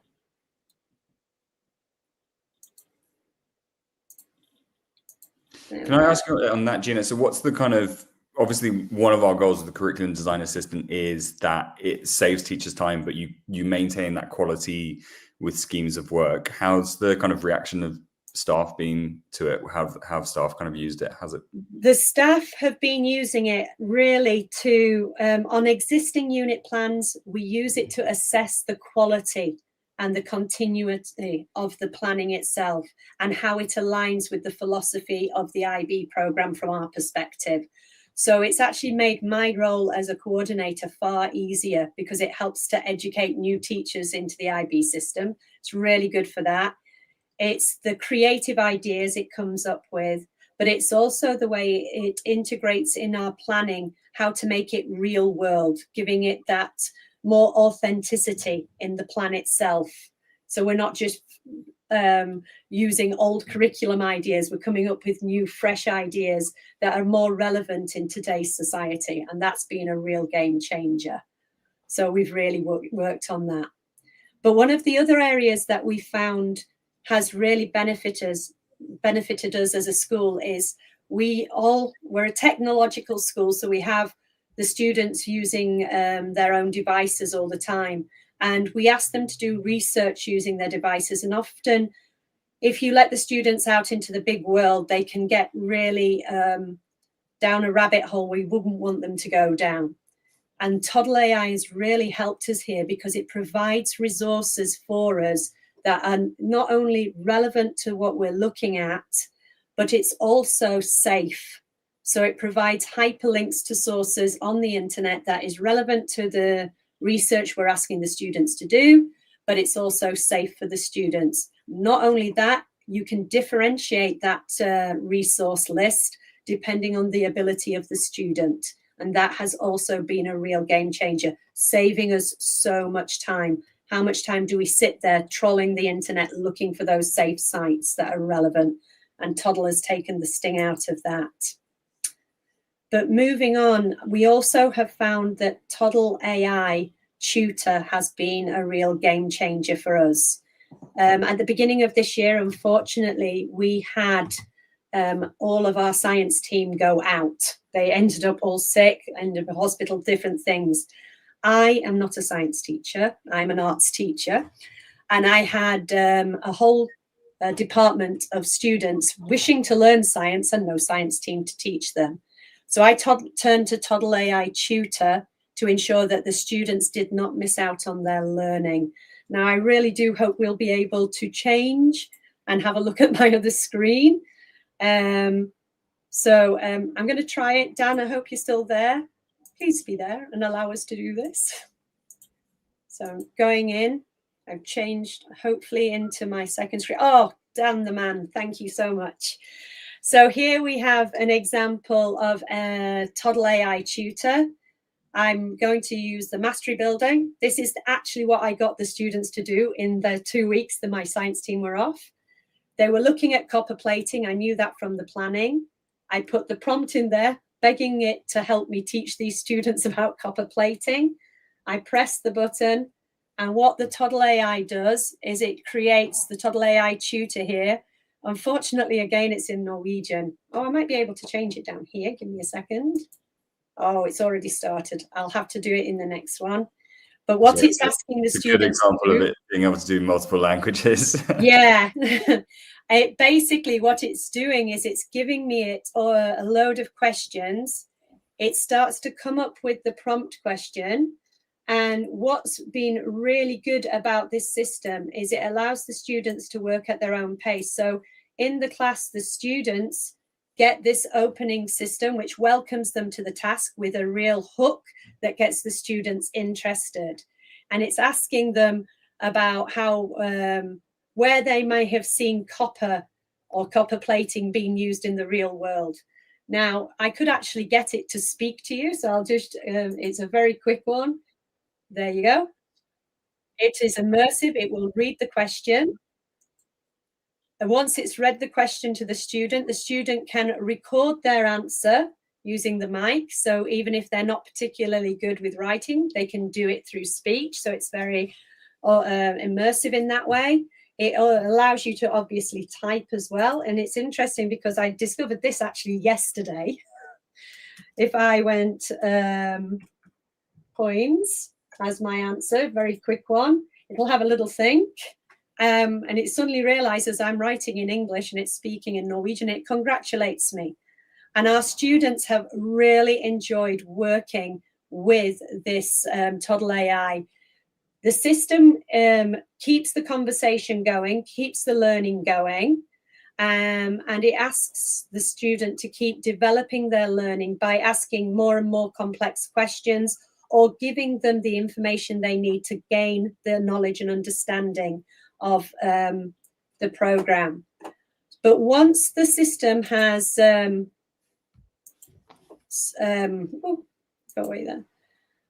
Once the system has been able to give the students the opportunity, it then gives the students a full feedback of what's happening, what's going on.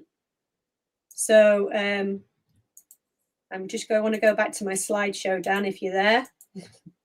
Take me back, thank you. If I could go back to my main slides, thank you. So here's an example of the Toddle AI feedback. And this happens instantly. The students get this instant feedback happening for them. And as you can see, it's broken down into the strengths, the areas for improvement, and the next steps. And this is actually one that I was working with my students on 3 days ago. It's an arts one. The students have really enjoyed the Toddle AI, and they have some really amazing feedback that they gave me when they started using AI Tutor. One of the students told me, it's like ChatGPT, but the other way around. Instead of me asking it questions, it asks me questions. I thought that was a really intuitive way of looking at it. But the one thing all the students really liked about the Toddle AI tutor is they've said how polite it is. It's much more polite in the way it interacts with them than the other AIs that they've used. And because of the way the system is set up, it also encourages students to be much more competitive in themselves. So they try to improve their personal and best, try to get up to that mastery level. And because you're able to do it yourself as a teacher, I found myself going down the rabbit hole and playing around with the system and having actually a really good time with it. So that's another way of using the Toddle AI, as in the AI tutor. Can I ask you on that, Gina? Yeah. So with the kind of, I love what you're kind of saying there about the formative assessment feedback the students get. And obviously you get that kind of at a broader teacher level. How useful do teachers find that kind of formative assessment dashboard?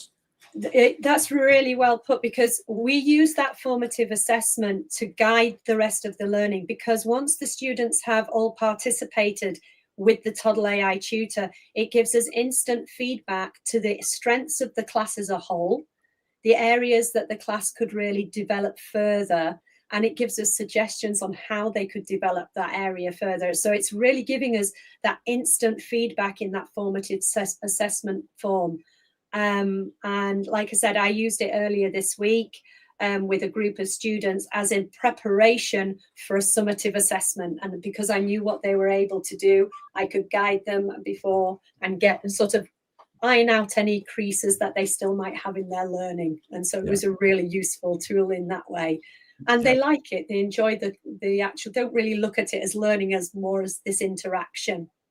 Yeah, that's a lovely way of using it. Yeah, it was great fun. We also use the AI worksheets. Now, as an IB school, we do what's known as the assessment exams. And those exams have specific styles of questions. And it's until the students get used to that style of question, it can be quite, throws them off, because they're very real world and it requires them applying lots of different skills, not just the knowledge of the subject, but applying different skills from other subjects. And the great thing about the Toddle AI worksheet, it allows us to create those type of questions within the worksheet, and it gives the students the opportunity to practice not just the style of questions, but because the worksheet program, the AI, you can lock down the computers. So that ensures that the work the students are creating is their own work, because they cannot access any other platform once you've put them in that lockdown mode. So it really gives them an exam feel, but it also makes it so that we as teachers know whatever they're putting on that worksheet is their own work. It's not being generated anywhere else. And so we really did that. And I hope Dan's there. Please be there, Dan, because I'd really love to be able to change screens. So you can see Lawrence's question about using kind of handwritten work. Yes, AI Tutor works with kind of handwritten work. So you can upload kind of, pictures as well. So here, hopefully it's going to pop up. There it is. So here, again, I'm an art teacher. Sorry, you're going to have to do lots of art things. We're doing a study on Alexander Calder. You can create the worksheet yourself, so you have the autonomy to do that. You can take it from the school library. I'm going to create one using the Toddle AI tool. I'm going to start creating the tool here. So I press it in. So here I'm just going to be asking it to create some MYP style questions for me. I'm going to put in here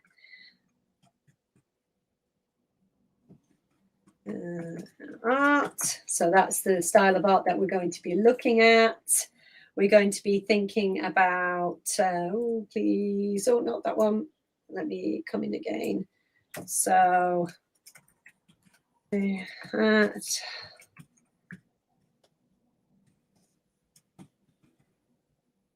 okay, I can then choose how many questions. So for speed, I'll only do 6. I've asked it to give me various different types of questions. And then I just go down. The more information you give it, the closer to the questions you'll want. I'm just doing it quickly here for speed. I'm then going to ask it to generate the questions. Now, because of the depth of this part of the program, this can take up to 5 minutes, depending on how many questions you've asked it to do and what style of question you've asked it to do. Now, here, I'm hoping, what I've done is I've asked it to do this. I will keep talking while it's doing it so you can see it in real time, but hopefully by the aid of television and Dan, if he's in the background, I will change on to the one that I created earlier. And here, wait a minute, Dan, go back. He's taken me off. There we go. So it's still working out the questions. But here is one that I prepared earlier. So it's going to come up with these questions. And it's given various different questions, various different styles. It gives the details of the questions. So there's the instructions it's come up with. Here are the question styles. And this is what it looks like. So I'm able to add images. I'm able to add graphs. I'm able to add tables very easily. And it's given different styles of questions in here. If I go into the edit mode, I can then also change the style of question. So here in the edit mode, I'm able to have a look. And what I really love about this is if I click on the question, it also gives me an exemplar answer. So when it comes to marking, if I just click in there again, there's the exemplar answer there to help me with my marking. So that even gives me that. You can also see on here that outside of the questions, so if I just go down, we have this magic wand. Now, this magic wand is a wonderful tool that allows me to edit any question I don't like the look of. So if I just quickly press that tool, you can have a look. I can change the question totally. I can generate a similar question. I can add an assessment tool to it very easily. But this is the bit that I like the best. I can change the difficulty of the question simply by a click of the button. I can either make this question more challenging for certain students, or I can simplify the question. So I'm going to choose a slightly different one. Oh, I'll try this one. I haven't actually done this one on this question. And again, it's giving me in Norwegian. It's obviously decided my Norwegian is up to scratch now. And what it's done is it's broken it down for me and given me some prompts to help me answer the question. If I like that, I can simply press add and it will either replace the question or it will put that question in as well. So I have that flexibility and it allows the students a little bit more agency. So if I just go back to my main slideshow, she says, just out of interest, Gina, because obviously you've got the option there to digitally assign it or do it kind of create a PDF and do it pen and paper. What do you find you do the most there? For this one, we found that we've got about 50-50, and I'll explain why. Because certain teachers like to have it online, specifically our maths and science team. They really like using the online version because they can drop in their images, they can drop in the graphs, they can drop in the diagrams, and they can drop in, charts. They found it really easy to work online. The English team, they actually prefer to do it where they print it out and they get it written. So it's really down to the individual teacher. And I think that is the beauty of the Toddle AI, that flexibility to do what you as a teacher feel most comfortable with. As teachers, everybody's at a different level of technical ability. And the intuitiveness of the Toddle system allows you at any level of technical competency to be able to work at your level and feel comfortable. And it's been a real game changer for us. And as I mentioned before, and you've just got to see, all of the Toddle elements can be differentiated by the press of a button. It takes no time at all. It's down to the planning. It's down to the assessment plan setting. It's down to the worksheets. It's down to the AI tutor. All of it is differentiable just simply press that button. And I have one here in our school. We have a student who is currently in year 9. Unfortunately, he has a reading level of a year 5. We want to still allow that student to integrate with his peers, being able to be part of group activities and to be able to contribute in the way he can. So you simply ask the AI system, the Toddle AI system, to be able to differentiate the work. And it will, like I mentioned before, provide resources that are relevant for him and he's got access to. It provides a scaffold in any of the assessments that are set or any of the tasks set. It provides prompts where needed. And also with the Toddle AI tutor, you've got that immersive reader, which allows him to be able, because that's the only thing holding that student back. It really has been a game changer. Don't take my word for it. I didn't want it just to be my voice. So I asked for my teachers to be able to give some feedback. And these are just a few of some of the feedbacks I got. Otherwise, the whole screen would be just covered in writing. But the reason I just pulled these ones out, and many more of them had the same focus, within each of them, there is this constant sort of thinking back on the time saved. How much time did they save by using these tools? And I think for us and for our school, it has been a game changer for the well-being of our teachers because of the time that they've been able to save by using the Toddle AI system and the fact that the Toddle AI is integrated into the platform. It's not having to write lots of prompt. Can I ask you on that, Gina? I mean, that lovely kind of feedback from those teachers in terms of saving time. Where do you, I guess, with that time saved, where do you reinvest it? Kind of, how do you spend that time with teachers? For our teachers, that time saved is going back to what Norway's really renowned for. And it is about us being able to focus on family, focus on free time, and focus on a good life-work balance. So for us, it's being able to give back to that and then really help them with their well-being. A lot less stressed out teachers, a lot less sickness because of it, things like that. So we've got that really working in our advantage. And we get really excited every time Toddle comes out with something new because they're constantly evolving, constantly changing, constantly giving us more tools to help us do our job. So thanks, Toddle. Well, thank you so much, Gina. Thank you. Cheers, Matt. Thanks, Gina. I just love the ecosystem that is in Toddle, and now that you've started to build those and have been building more and more AI capability in there, I think it's a no-brainer. It's so good. I love seeing it, and every time I see it, it's got those, like you just said, Gina, got those new features. Right, we'll let you two go. We're gonna have to move on swiftly with a schedule, but it was so good to see you both. If you've got any time, please feel free to jump into the chat and share resources, and I'm sure everyone watching would appreciate that. Thanks so much, and have a good day. Thanks so much, Dan. Thanks so much. Thank you. Take care. Bye. That was Matt and Gina showcasing Toddle. They're such a good tool there. We're going to move straight on. We've got 2 more presentations of the whole summit. The next one is Al Kingsley. Let me give you a little introduction to Al. I'm sure he'll be familiar to many of you. He's a best-selling author and international speaker. He's the CEO of NetSupport, and he's a multi-academy trust chair. He has just launched Al's Education Directory, which kind of showcases a lot of things going on in education and people who are delivering some amazing sessions in education. And he has got a very popular LinkedIn newsletter. So if you're on LinkedIn, do check it out. Connect with Al and check out his newsletter because it is much loved.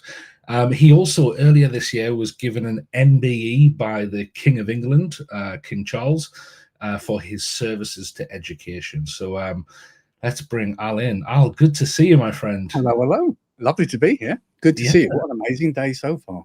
Thanks so much. And I know it's just going to keep getting better over the next 20 minutes with what you've got to share, Al. Oh, no pressure there. Well, what I'll do is, so you get all your time out, I'll jump straight out. Bless you.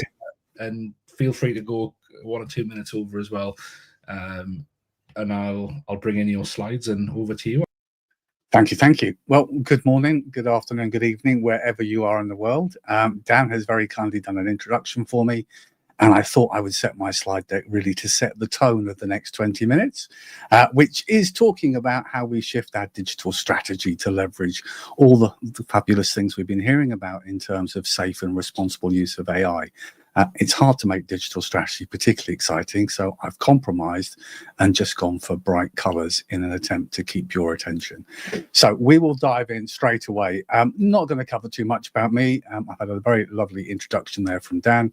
I do find when I get to a point where I can't remember too many things, it's a good window to write stuff down as if we're having a coffee shop style. So do check out my books that are all about trying to talk through some of the tricky topics, particularly my latest book, The Awkward Questions in Education.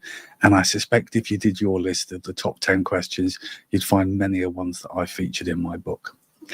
Anyway, if we were in the room and I was talking about digital and AI, and more importantly, digital strategy in our schools, I suspect half of you would say, Al, this is going to be exciting, innovative. It's going to be a chance for us to look at innovation and creativity. And the other half would say, oh, no, not more things. Not more things that I've got to find capacity for. It's not my area of strength, digital AI. It's both scary and an opportunity. And the truth is, that is absolutely the nuance that everybody is feeling. The last week has been a perfect example of how we start to build confidence to try and adapt and use things safely, and how we weave them into our practice. If I zoom out, the thing that I see consistently around the world right now is this shift between the arrival of AI and how it weaves into the workplace, into our education system, and how that moves onto more of a focus around skills, those soft skills that I would argue are now the power skills that we need within education. And actually within that, what we're trying to do is develop skills for our staff, for our teachers, our support staff, and how we can weave that in a simple and effective way. Now, you will be shocked to hear that I've written a chapter in Dan's Back to School Guide, and it's all about a framework of how we can take those stepping stones to introduce AI easily and safely in steps, make it purposeful, and have a process that we can rinse and repeat. So our little session today is going to take us along those steps, starting at setting the scene, which is my attempt here to really say, in every context, we really want to start with a purpose. We often talk about what we intend to do. We certainly often talk about how we intend to do something, but we often forget to mention the why. Why are we doing this? What are we trying to mitigate? And sometimes the external message has to be everything we're doing is about improving teaching and learning, when in reality, in the short term, quite a lot is about reducing staff workload, building digital skills, digital competency, so that staff can use our own professional judgment as to when tools are or aren't appropriate. And you've seen some amazing tools over the last 4 days. I have to confess, a bit of a Toddle fan as well. So there's another toddler on the list. But let's go through our steps and see how many of these sound familiar to you, but more importantly, actually accessible, because sometimes this topic can sound a little bit like a techie's manual, and I want to try and make it something that's much more clear and simple for everybody. So we're going to set the scene. Start with the purpose, why AI matters and how it works. Think of all those things on our school, district, risk registers in terms of the pressure we've got on staff workload, recruitment, retention, looking at ways that we can make the curriculum more accessible, speed up and close the feedback loop, lots of things that will resonate within your school. And then we'll talk about the foundations, which is actually you need to have some form of digital strategy built around a good digital infrastructure where you can start to layer change. Then, not surprisingly, we're going to talk about priorities, and priorities ultimately are simply going to be, there's lots of things we could do, but where are our focused areas of development that we want to do? Often that's where leadership weave in to a digital strategy. Talking about AI, you've had loads of great resources over the last 4 days, but focusing around both the opportunities where it can have short and medium term positive impact, and being mindful of the risks, whether it's about bias or understanding how we explain it, or just making sure we're safe and secure in those data pools that we're creating, how we might create a simple AI policy checklist, how we test and evaluate, and let's be honest, we don't want to waste precious time if things are never going to work, how you become the human in the loop, that feedback loop, and then ultimately how we evolve that into a strategy. Now, I'm going at lickety-split pace. You'll be pleased to hear at the end of it, in the resources that Dan's sharing, you'll have a copy of this presentation so you can take it away. This is not something I'm going to read out to you. You're very welcome. I'm sure that's the last thing you want to do on a Friday. But this is talking about setting the scene. If we sit with school leadership, particularly clusters of schools in a district or perhaps international schools together, often the first conversation is, where are we at now? Are we trying to stabilize what we do, repair some areas of shortcomings we've got within our delivery, trying to focus on improvement, or just sustain really good practice? And all of those are really important questions to ask ourselves first, because it will not be a one-size-fits-all. When we look at our digital journey, particularly with the introduction of AI, we need to have that flexibility of where we're at and where we want to try and deliver improvements for each school. I try to put them a little bit like a link in the chain. So those foundations are, we've got a vision, what we're trying to achieve. We've got a strategy. We're looking to develop digital. Maybe we want to focus more universal design for learning, project-based learning, whatever it might be. We want to reflect on our willingness and engagement on using technology, how easy it is for us to do it, setting a purpose, a timeline. We don't want that sort of Damocles, because we want to introduce a new tool on the first day of term and expect everyone to suddenly be confident using it. Making sure we've got a really effective feedback loop so we can build our own strength and muscle memory within our organization, and how we can also develop those relationships. So really, that for me focuses on those priorities. Little Venn diagram. Who doesn't like an opportunity for a Venn diagram? Just have to be in there. But talking about how we do our co-production and our priorities in the digital journey, it is not about how much kit can we get or what's the latest kit and can we find a way to use it. It absolutely at the heart is about teachers and students and age and stage, also potentially parents, talking about where technology and tools can be a lever to help mitigate barriers, help improve teaching, learning, speed of feedback, and so on. And then around the outside, you've got all sorts of things from our senior leadership team saying, well, these are our priorities right now. Our network manager, our IT team within our schools and districts saying, well, actually, foundationally, we're not going to be able to cope with using all these new tools. Data privacy, the more we connect, the more we roll. Accessibility and send. One thing that's really, really huge is we don't want to introduce tools that add complexity and grow the digital divide within our schools for our learners. So often it's about simplicity that's more important than complexity. Safeguarding, making sure we've always got an eye to that digital safety, digital citizenship wrapped around it. Governance, keep asking those questions. Why are we doing this? How are we going to measure the output?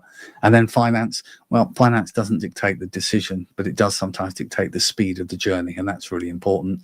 And then our training, and I call it continuous professional development, often just PD, our professional development that sits around the outside. How does this all weave in our priorities? Well, some of our priorities around, effective use of edtech, because it's expensive and we've all got really tight budgets this year. Then we move on to pedtech, pedagogy-led technology, making sure we're using the decisions for the right purpose. That old AI, not OWL, unfortunately, that AI is a hot topic, and where does that feed in, mitigating the barriers? Effective use of data, and how we weave in skills. So all those things sort of sit together.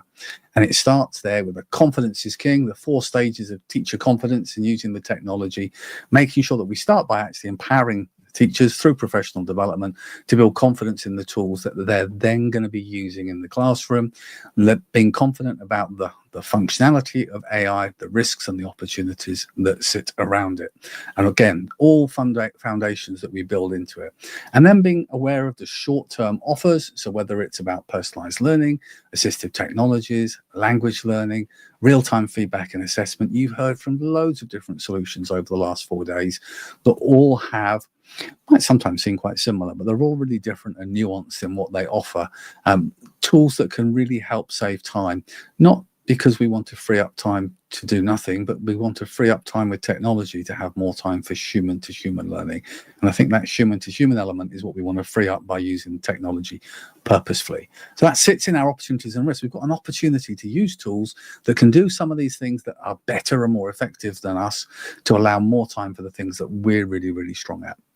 And maybe that weaves through to saying, as our opportunities for risk, let's have a look and think about the evolving role of how that affects a teacher in the age of AI, about how we have more time for learning communities, preparing our learners for an AI-driven future. Certainly that's what labour market information is shouting right now. Thinking about co-design, how we deliver that, being a partner and a learner. Sometimes we talk about the sage on the stage to the guide on the side. For me, it's about actually allowing the individual professional judgment as to when the tools best fit, and also making sure we can safely create and curate AI-driven content. If I balance in my digital strategy that I'm pulling together with all those different strands, we'd also then say, don't forget the challenges. Legislation tends to lag, so we need to be leading the curve within education, mitigating the staff knowledge gap. Sometimes I'll talk about an AI tool and I'll have senior leaders whispering, saying, I was using this tool yesterday and it was excellent. And you have to kind of question, why are you whispering? Because it feels like I'm cheating. And we need to remove that fear that using a tool is somehow abdicating our responsibility. This is about empowering you to use your professional skills as an educator, to use the right tool at the right time, and then use your professional judgment as to whether it's appropriate and will have positive impact. Alongside that, we need to be mindful about where we store our data, thinking about ways that AI and other tools shift the goalposts when it comes to assessment and how we change the idea of assessment. Not a surprise, over the last 2 years, we've seen lots more conversations around project and problem-based learning and other topics, and also building that digital awareness deficit. And sometimes that's with parents as well as within the teaching cohort we have within our schools. At pace, AI policy tenants. Sometimes we say, yes, we've got a brand new AI policy in our organization, and I see something that looks like it's 300 pages and wheeled on a trolley.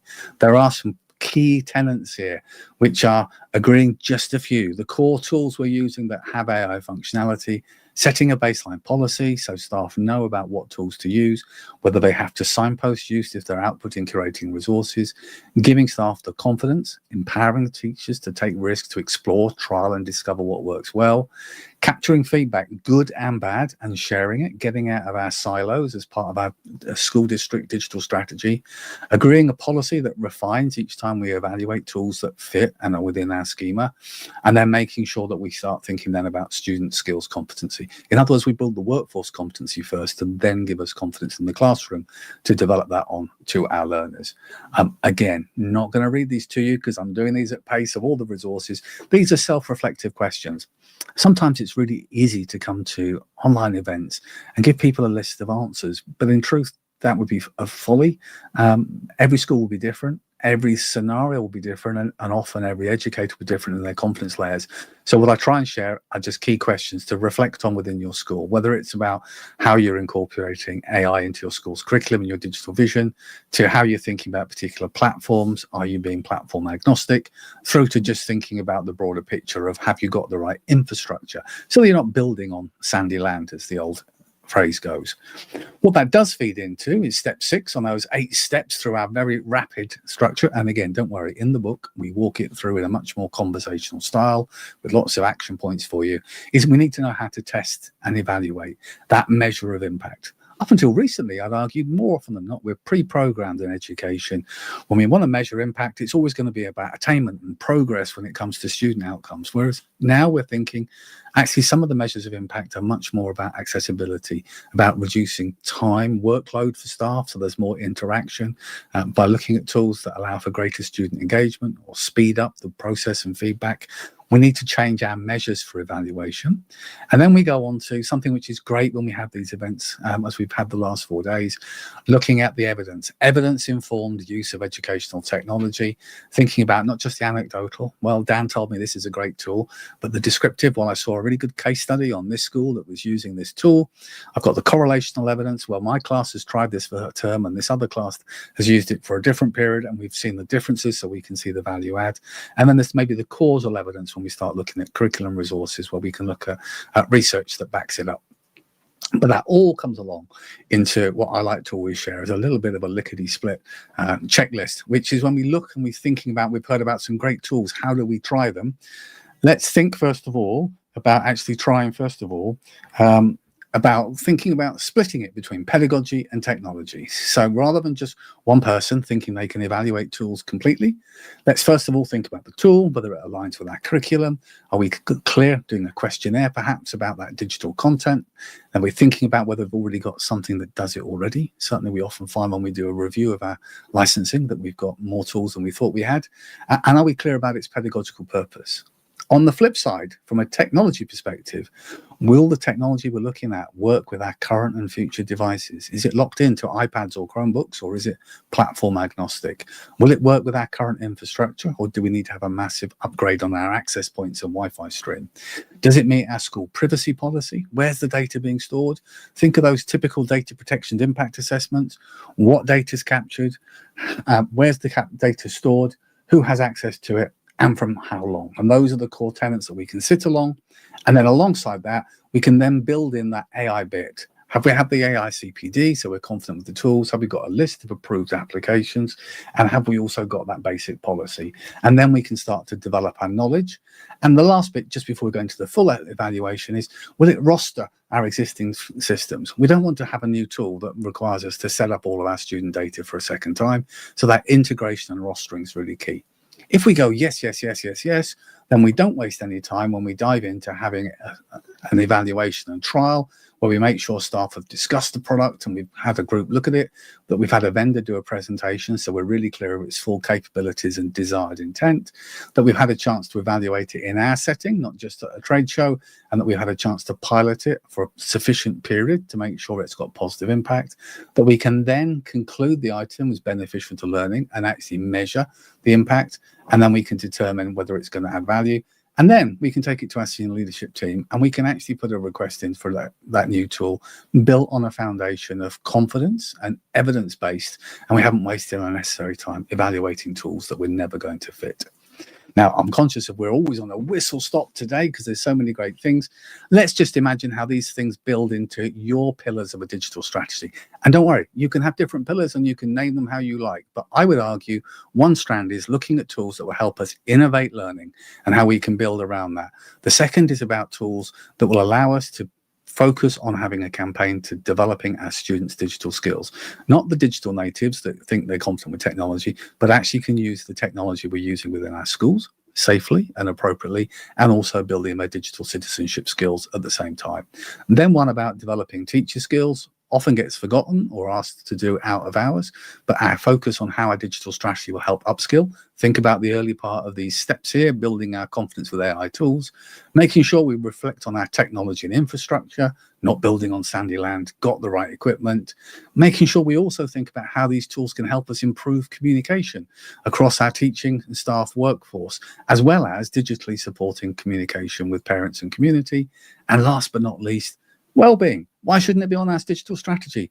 Aren't some of these tools primary aims to reduce workload, build and create better time for human-to-human collaboration, perhaps support our more vulnerable learners by having support mechanisms and other resources? Thinking of how our digital strategy pulls together and AI sits across all those strands, because we see with the products you've heard over the last 4 days, they're woven into many of those strands, and so we don't get a choice. It's here to stay. We want to make sure we leverage the good bits and use it most effectively. The last bit, the human in the loop. Never going to go away. You are the most important one. This works well. That didn't work well. This needs consideration. And where you've got a really good relationship with the vendor, it's not transactional. It's the start of a relationship. You give the feedback, the product improves, you get the output. Really, really important. A couple of takeaways that I'm not going to go through here, but they're there in the slide deck for you. One, of course, is digital strategy for safe use of AI in schools. Just things to think about when it comes to in your curriculum.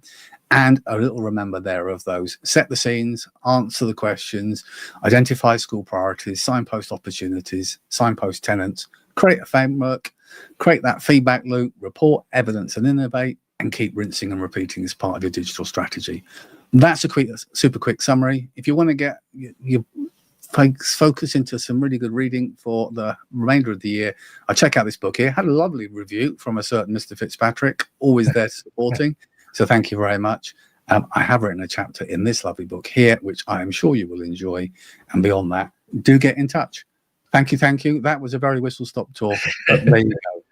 I think what you're going to want to do is come back to this video, put it down to 0.5 speed, and and then get the most out of it, because there was so much, and you can see from the comments, there was so much packed in there. It was so good. And you know what, I was watching that thinking, a school could hire a consultant for a lot of money to come in and share less advice than you've just shared in that 20 minutes. It's gold for anybody who's leading AI integration into their schools. So thank you so much for sharing it with everybody. And Al does a step-by-step process and talk through of everything he's just shared and more in his chapter in the Educators 2026 AI Guide. Al, thanks so much for giving up your time today. We really appreciate that you've come and joined us and shared your wisdom.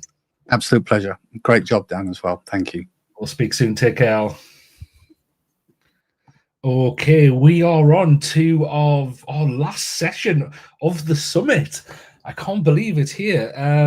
It's been amazing, and what better way to end the summit than with a tool that most of you I know will be familiar with, will use it and will love. So it's a real pleasure that School AI are able to join us and share some ideas around how to use this within professional growth, which some of you might not have thought before with using these tools. So I'm going to invite Tara Tesma to join us. Tara is a senior community coach at School AI, and she's going to want you to be interactive for this session. Okay, she's going to be sharing links so that you can get involved. So please do, if you sat there, if you've got your cell phone, your mobile phone, your computer with you, click on those links and get involved. And I will bring Tara in now. Tara, great to see you. Hello, Dan. This is great. Final day. What an amazing event. I'm so excited to be here. Thank you for having me. Oh, thanks so much. I think the prize for the best audio quality is going to go to you, Tara. That sounds amazing. Don't get distracted with the colors changing, but it's there to set the ambiance. But I'm excited. Amazing. Well, what we'll do is I'll hand over to you. We're 5 minutes over, so please feel free to take those extra 5 minutes at the end, and I'll come back in at the end, and I'm really looking forward to it. Great. Thank you so much. Hi, everybody. My name is Tara Tesmer. So excited to be here at the AI Summit representing School AI, and we are here today to talk about what is School AI and how can School AI spaces support teachers and staff in our school communities for that professional growth. So a little bit about me. My name, again, is Tara. I am in Chicago, Illinois. If you couldn't hear from my accent already or see from the beautiful landscape behind me, I, in my previous life as an educator, spent 18 years in the classroom, starting out as an 8th grade English language arts teacher in Woodridge, Illinois, followed by many years as the district edtech coach and coordinator. So wearing many hats, including School AI. Our district had adopted School AI in January 2024, and we got to utilize it in a variety of ways throughout kindergarten through 8th grade and for teacher planning and prep and supporting educator professional growth. So I'm excited to share a little bit of our story that way. And today I am a senior community coach at School AI, representing the education and community team. When I'm not working or busy doing some things with AI and School AI and educators, I love taking my dog Luna long walks on the Chicago lakefront. So after this call, that is what we will be doing to enjoy the weather. So let's get into it. Today's agenda, we're going to cover, again, I said, what is School AI? But many of you might have that background knowledge. So I'm excited to see where the knowledge is in the room, whether you're joining live or on demand. We'll talk a little bit about spaces and see a guided demo of how School AI spaces can support teachers and staff.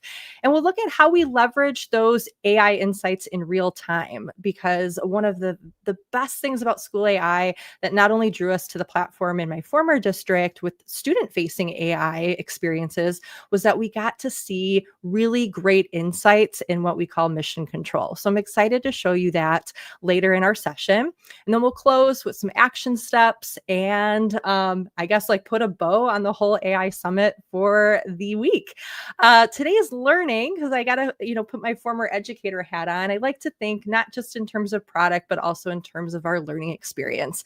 So as we are about to venture into spaces with School AI for professional growth, I hope we can achieve the following outcomes, and that by the end of the session, we will all be able to understand the benefits of School AI spaces for professional support.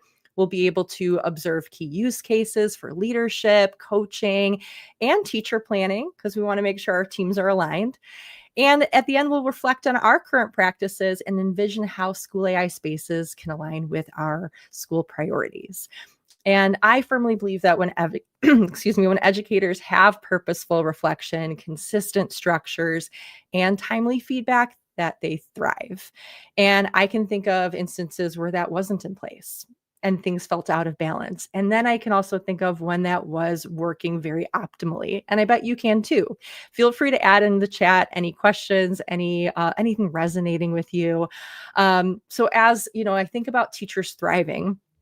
When teachers thrive, students thrive. And school AI spaces can give leaders in educational systems tools that make that kind of support both scalable and sustainable. So for our first part, what is school AI and why school AI spaces? So if you're brand new to learning about us, if you didn't catch Stephanie Howell's session from Monday about school AI from the student point of view and personalized learning, I'm excited that you're here. And we are an AI for education company, but our focus is on making school awesome every day for students and the people supporting them, finding out what they need and making it happen. And through this learner-centered platform that we have, it really is a great way to provide all learners, so again, students and our adult learners, with personalized AI tools, AI thought partners, to get those experiences that we're going to be talking about today. And again, helping all of our learners in our school community feel seen, valued, and supported. And at School AI, we like to say, AI is not the thing, even though it's really cool and it's what we're here this week to talk about and it's in our name. It's not about the AI. It's about AI being the thing to get us to the thing. So what is the thing? Well, today, the thing is supporting educators and staff of our school communities. Again, when staff feels supported, everyone thrives. And I'm currently getting my doctorate, so I'm diving into a lot of research on AI and adult learning and coaching. So I'd like to share a little bit of research insight to ground ourselves before we start looking at a tool, because a tool matters if it solves real problems that we're facing. And so first and foremost, reflection and teacher clarity. I think about this as an important way to supporting our educators and staff communities when we think about providing clarity and purpose in what we are asking of our staff. And without clarity, professional learning often feels like another thing, right? We've all heard it's another thing on the plate. And with clarity and through reflective habits, getting to that clarity, teachers stay motivated and retained. Next, I think about relevance, not just relevance for our student learners, but also for our teachers and adult learners. We have to think about when they are engaged, they're engaged most deeply when learning is relevant, when it can be like connected dots to the problems they're facing in their classroom context. And it's something that's immediately useful. If professional learning doesn't connect to the work teachers are doing right now, it won't land. And I'm sure you're sitting there like, yeah, I've experienced that before. I've been there. And you've also experienced it when it did connect deeply and meaningfully to what you needed at that time. Third, I like to think about collective efficacy and who doesn't love another, good John Hattie part of research right here, right? So I've got two from John Hattie and visible learning. And I think about collective efficacy and feedback for teachers in terms of, the strongest belief in when teachers share that belief of their collective ability to make a difference and growing that mindset. How can AI support educators and teacher teams in that endeavor to grow collectively when we have consistent opportunities to work together? Or maybe there's some situations where we're not always being able to meet face-to-face in our collaborative teams. So what might that look like? And when it comes to feedback and visible learning, I like to think about accelerating educator growth, with tight feedback loops. When we get those feedback loops into a timely, organized cadence that is responsive and proactive, as teacher leaders, we can know quickly and more strategically what's working, what's not, how to adjust, because without that feedback, improvement's going to stall. Finally, sustained structures. When I think about how, I'm going to talk today about utilizing school AI staff spaces with teachers and the community that you have in your schools. I think about, again, coming back to that regular cadence. We often, when we think about professional learning and we're asking teachers to reflect, it just happens that one time we're getting evaluated or reflecting one time at this professional development scenario that happens, very infrequently. And growth lasts when schools create a more ongoing structure that supports that reflective nature and application over time. So the research is clear. I'll stop there because I'm not doing my live dissertation to you right now, but I'm really energized to make sure we can connect those dots to the big picture of when educators feel supportive, they thrive. And so when educators thrive, students thrive. So I want to ask you a question. Feel free to engage in the chat. What if you could reach every educator every day in your school community? What are those missing pieces that you don't always get to hear? If you're a coach or you are a teacher, a leader of teachers, you are an administrator, you run school systems, think of the voices you tend to hear from. Think of the voices that don't get to be heard as often.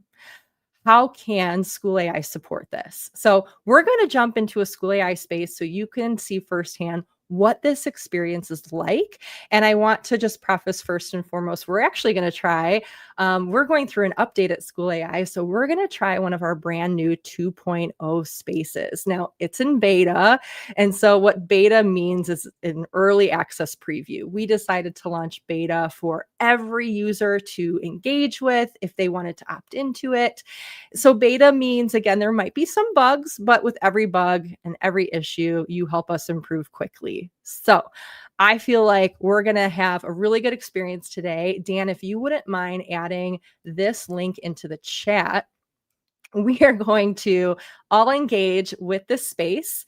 If typing or getting this link isn't available to you, you can scan the QR. Or if you're like, I'm just going to wait and see what this is like. I'm noticing on my other screen, people are joining right now in the moment. You're adding your names. I love seeing this. Great. You're getting started. Let's take a minute. And this doesn't always happen in webinars either, right? We're going to reflect. We're going to just take a minute or two. And if you're not in this space yet, what you can expect is a typing box at the bottom, a little interactive area. You can type in your language of choice. You can use speech to text.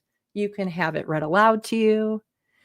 And I'd like you to just share who you are, where you're coming from, and what your hopes are, especially after a long week of learning, what your hopes are for AI in education. I'm so excited to show you what this Insights Data Dashboard Mission Control looks like, because I love seeing in real time how you're doing, the insights that I've asked the space to give me as the facilitator coming in. So many of you are leaving inspired from this week. You're looking at assessment. You're looking at goal setting for your own staff. That's great. I love that. We're going to engage with two parts of the space.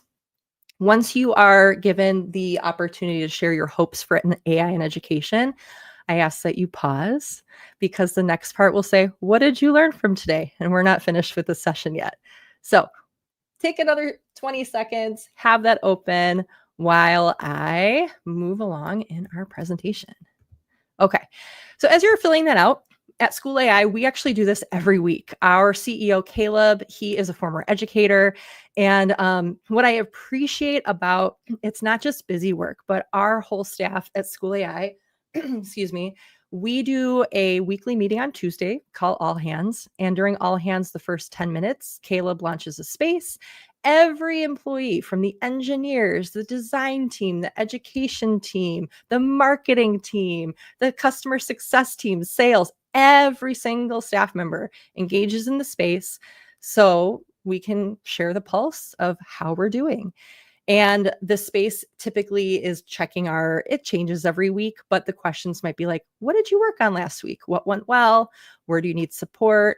One of my favorite questions was when the space asked, are there ways that your manager or our boss could support us better? And we got to share those insights. And where this is truly powerful is that immediate, again, I'm looking at the data dashboard. So those insights are coming in and they're actioned on.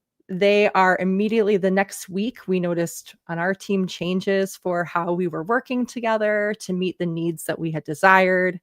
And I feel like, this is where it takes it a step further from giving staff a survey or just saying, like, in an in-person meeting, how are we doing? Because now as a leader, I can take time, make sense of these insights in ways that are not only good for my time, but also actionable, data-driven for how I set up this space. And I can make those changes and follow up with my staff in real time. So that's just a quick story about how we utilize spaces at School AI. If you're like, great, Tara, I've tried a space. You told me to use a space, but really, what is it? So in the general sense, School AI spaces are, think of like AI thought partners. They're guided AI-powered workspaces that support learning. Again, not just for students. Yes, students were our primary focus originally, but now as we're growing and growing, think of all the learners in your community and how they can be supported and seen and heard from having that AI thought partner and then that teacher leader or administrator having connection to those insights in a dashboard. So with those flexible AI-powered environments and one-on-one personalized learning, you as a leader are able to foster that connection and curiosity and collaboration in a different way than maybe what you've tried before. And so when we think about spaces at School AI, there are those three types, as I was mentioning: student spaces to guide activities to support learning. Again, make sure you watch the recording from Monday to see Stephanie Howell talk about that. But we're focusing today on teacher spaces and student spaces, or excuse me, teacher spaces and staff spaces. Don't worry about knowing the difference between the two. I think a lot of these can be used in tandem, but start thinking about, is there an AI or a system to personalize planning and repeated tasks? Those are teacher spaces. And then staff spaces are for more of those key district operations or leadership initiatives, again, meetings that we tend to always be a part of.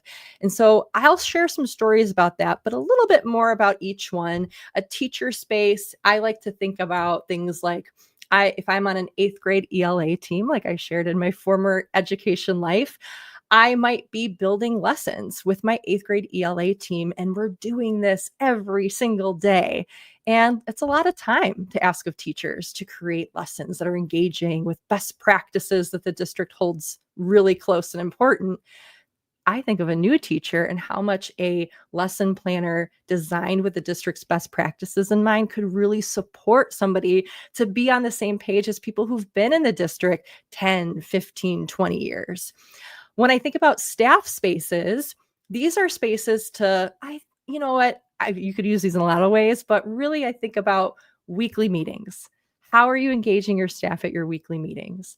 Are you able to capture insights to really personalize and check in where everybody's at? Now, in addition to supporting meetings, I think about initiative rollout, coaching support, policies and handbooks, the who you're going to call, any type of things that we might reach out for the front office for questions about, or we went to a training, but something was on our plates that day and on our mind, so I wasn't the most engaged attendee. Maybe I just need another round at that quick professional learning on thinking maps. Well, maybe there's a space to help me review and think through my application of what I'm supposed to do at thinking maps in the first place. So that's the gist. Let's go into some key use cases and get started thinking about, how do I use this as a coach? How do I use spaces as a leader? And how do I use spaces if I'm maybe a teacher leader or I am leading the charge in my district? And I'm looking at the chat. I'm so excited that many of you are enjoying talking to your School AI thought partner. Again, pause halfway through because there is some exciting Easter eggs at the end. But first and foremost, I'd like you to meet Dot. And Dot is our School AI mascot, our assistant, our guide on the side to help you prompt through problem solving. And I'll say that multiple times as we continue this case study area, prompting through problem solving. And Dot lives in School AI 2.0 in what we call MySpace. It's not the original MySpace. We're not bringing that back. But in that space, that's where you can have Dot as your brainstorm buddy. It's your knowledgeable guide on the side, your AI assistant of all things education, the challenges you might face, your needs. And Dot is really great because as you're chatting with Dot can generate content quickly, like lessons, rubrics, and worksheets, support your communication, and so much more. And as we look at an example high leverage scenario, I want us to think in terms of a learning progression. Because somebody said, so bring back MySpace. I wish maybe we can make a space about MySpace to bring back the vibe. Who knows what's possible? But I appreciate you guys in the chat. When we look at how we can use as leaders spaces, again, think about AI isn't the thing. What's the thing? So I like to frame this with problems of practice or challenges our 3 key personas here might face. And so for first, we're going to look at an instructional coach. And I felt this in my tech coaching role. How can I support everyone when I can't be everywhere at once? That is something I felt daily. A principal or headmaster or building administrator, their challenge area might be, how do I even know where staff need more support to reach their goals? We had personal goals, school goals, and district goals. There were a lot of things that we needed to prioritize in my former role. How does an administrator know how I'm doing on a closer feedback loop basis versus when I'm only being evaluated, or if we happen to just touch base on it randomly? Finally, a teacher leader, how might we simplify planning so my team stays consistent and focused on what matters most? And hopefully the what matters most is student learning. So when I think about coaching, this is a really great day in the life. We're going to talk about how we can engage with School AI 2.0 to generate ideas, create that School AI space, that's our artifact, and then look at how AI, which is like our space, can support our staff learning, that third pillar, and then finally be able to support those staff members in real time because I'm able to see their needs, differentiate, and so on and so forth with mission control. So I've got some animated GIFs here for you. And what you see here on the screen is me just chatting with Dot in MySpace, saying who I am, what my challenge is, and if Dot has any ideas for spaces I can consider. Because why not ask Dot and just see? And Dot's going to go, I've got you. And so, for example, I see this on-demand strategy playbook. It sounds like a great space that I can create. Again, all I did was I went to School AI, I went to 2.0 MySpace, and I started the ideation process. Now, after I have brainstormed with Dot, I'm ready to, there we go. I'm ready to jump in and ask Dot to create a space for my staff. So as I tell Dot about my instructional need, the type of space that I'm envisioning, and I'm asking Dot to clarify on any questions I need to detail. In this instance, Dot says, like, what are your instructional strategies for the playbook? So I list all of the ones our districts thought was important or deemed something that teachers should utilize, high leverage strategies. And I told Dot, can you limit it to 4 steps? Because I don't want to overwhelm the staff. And I see right away a space is ready for me. So again, all I did was click on staff operations and create a space. And I told Dot exactly what I needed. Now, up next, now that Dot has created the space, it's my job now to look over the output. I'm looking over at my other screen so I could see the GIF. I don't have to be knowledgeable of prompt engineering, but I need to be knowledgeable on what I want my learners to know and be able to do. So as I look through this, I'm looking at, are these the right roles for the AI to take on? Are these the right rules and guardrails? If I notice I need to make any changes, I can just click, start typing. I can take out any type of language that doesn't need to be there, and I can add a power up. More on that in a second. I can also chat more with Dot, and I can say to Dot, I forgot this one thing. Can you add this file? And so, for example, if I said, I want this strategy playbook to have knowledge of all of our tech tools in the district, but I didn't give them give Dot that, I can upload that resource right away. Now, in our final check through, I see I have 4 agenda steps. I'm looking through everything, and I'm noticing Dot has offered a power up at the end of the final step. And power-ups go beyond text-based interaction. So for example, if the teacher is creating a lesson or an artifact at the end of this interaction, they can save this file or they can export that document. In addition, there's also an area of publishing details. Dot is going to provide a cover image. Dot will provide instructions, an about section, and that's predominantly so if anyone else were to utilize this space and launch it for their own staff, they'd know the gist of what to expect. All right, now that I have my space ready, it's time to share it with staff. And so I'm ready for AI to support them. I can launch this for my team. And when I click launch, similar to what you experienced, I can share this in a variety of ways. We use Google Classroom, so I might just drop that link in Classroom or send it as an email. And similar again to what you experienced previously in your space that you were engaging with to start today, this is what it looks like on the teacher's screen. So as the teacher or the staff member is engaging with this, they can add files, they can add standards, they can give it more context to support them in this on-demand strategy playbook School AI staff space. And Dot's like, I've got you again. I just love that reassurance, always widening the perspective, asking me more questions to go, not overwhelmed, but just go a little bit deeper. And the output looks fantastic. I've got 3 ideas for what I can try tomorrow.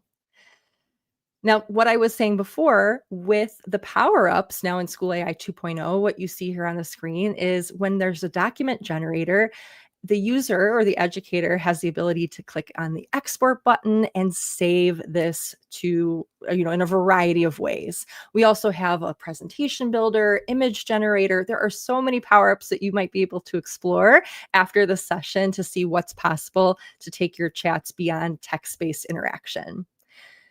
Now I'm at that last piece of my learning progression. So it's time to go in and see how my staff are doing. So to get to the data dashboard, I'm going to go to my space that I launched, go to sessions, and view the mission control data dashboard. And what I love about this, and it's just me on this one, I was the only one that used it initially. The coach can review the data, see how teachers are feeling, see who's making progress, who needs support. And you know what I like best? And it's not so much of like, it could be individual needs, but like maybe there becomes a larger theme as a district or as a school.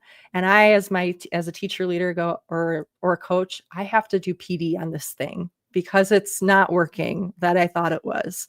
Or maybe there's bright spots that I didn't catalog or I didn't realize were possible.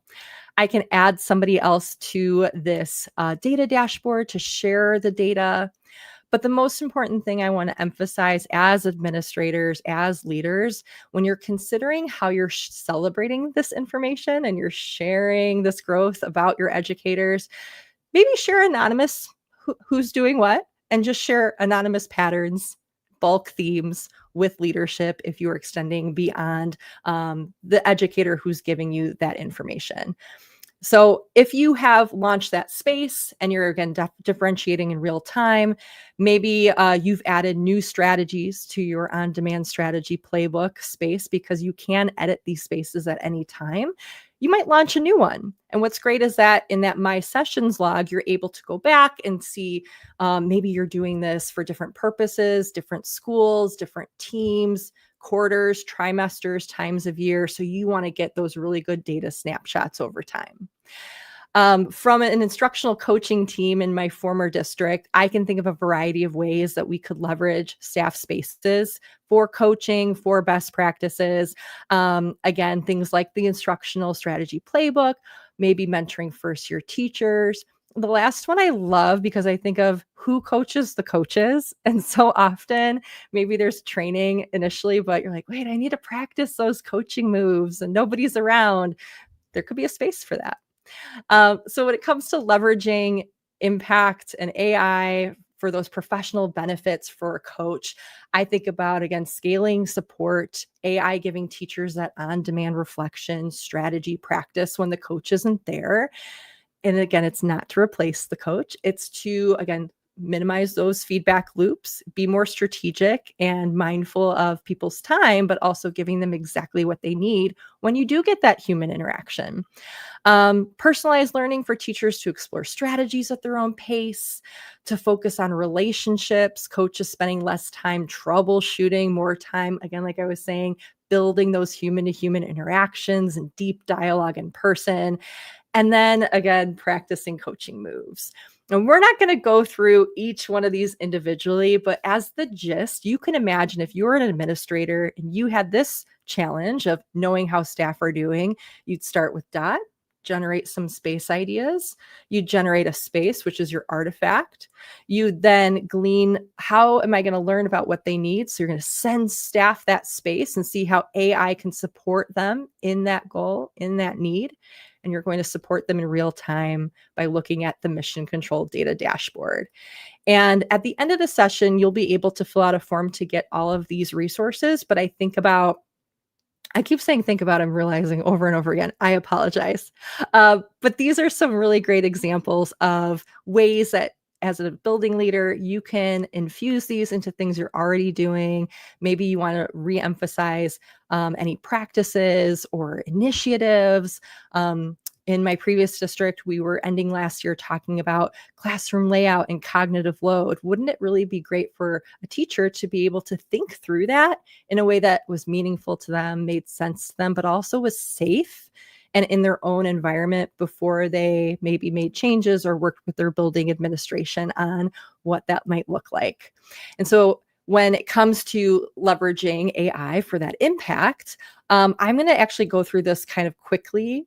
You could pause the screen later to look through all of this, but it really comes down to like connecting back to that earlier research, voice and reflection, clarity in teacher practice and building their confidence, but also for an administrator, being able to get better insights, a clearer picture on what your staff needs are, the trends, tap into how morale is doing, and get your time back. Strategically have conversations after you've collected this data insight pool and build a stronger culture from there.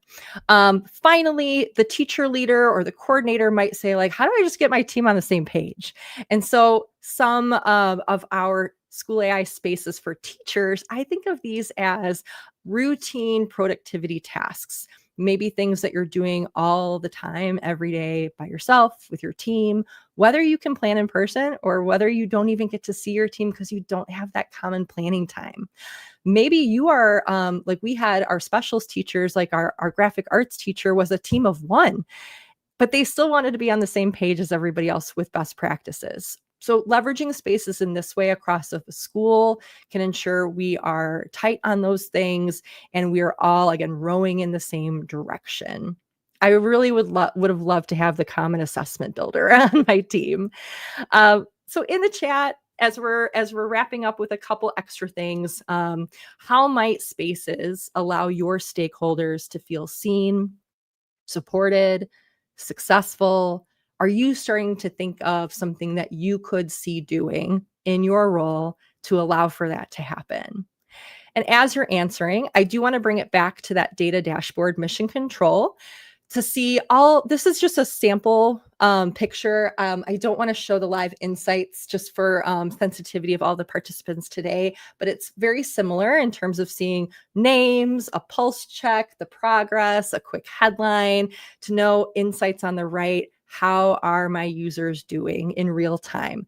I could then click on individuals to see their chats. I could see if there are any critical alerts. And this helps me as an administrator follow up quickly. Now, features coming soon, you're going to get expanded user insights to see exactly those power-ups that were used. You're going to get summaries of each space session, again, for like a quicker return on the feedback you need to provide as a leader to your staff, and enhanced real-time feed of how everybody's doing to gather those key insights, and a help center. If somebody is popping with immediate needs and needs support, you will be able to see that. Here's an example of me working through the space initially. I started on the struggle bus. And then as I progressed and was able to think through my problems of practice and my areas of what might be possible with DOT, the progress bar changed. So that was also nice to see. As we talk about our next steps, I can't believe we're already at the end. Time sure flies. But I'm hoping that, again, we're able to connect the dots for everybody. We learned a lot today about a little bit about the gist of School AI. Again, we also have spaces for students. That is a very important part of who we are. And today we just talked about spaces for teachers and spaces for staff. And you observed one key use case of a coach working through that learning progression. And we saw just a taste of an administrator or a teacher leader using a space for their productivity needs. I'm so glad Mission Control looks awesome to you guys. It's like, honestly, that is the thing, right? It's just, we can have the tool, but it's what are we needing these insights for, and how can it help us reach our goals, make that change? As we recognize what we've accomplished through looking at these three things, I do want to just emphasize, again, it was a lot of learning today and connecting the dots of how spaces can have that reflective boost, that reflective growth through ongoing reflection, agendas and spaces, clarify what the learning outcomes are for staff. Spaces also help give relevance to teachers on their specific needs, their specific goal, making that learning engagement way more applicable than a one-size-fits-all model.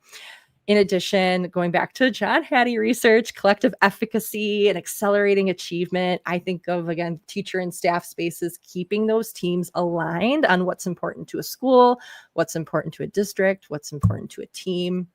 And finally, utilizing that feedback as an administrator to provide real-time insights and sustaining this structure. Again, maybe thinking about, I have a weekly meeting. Could we do a quick check-in space? Might be rough the first time, but as you build momentum and you are responsive to the feedback coming in, that repeatable system will be a big win for all of your collaborative teams and initiatives.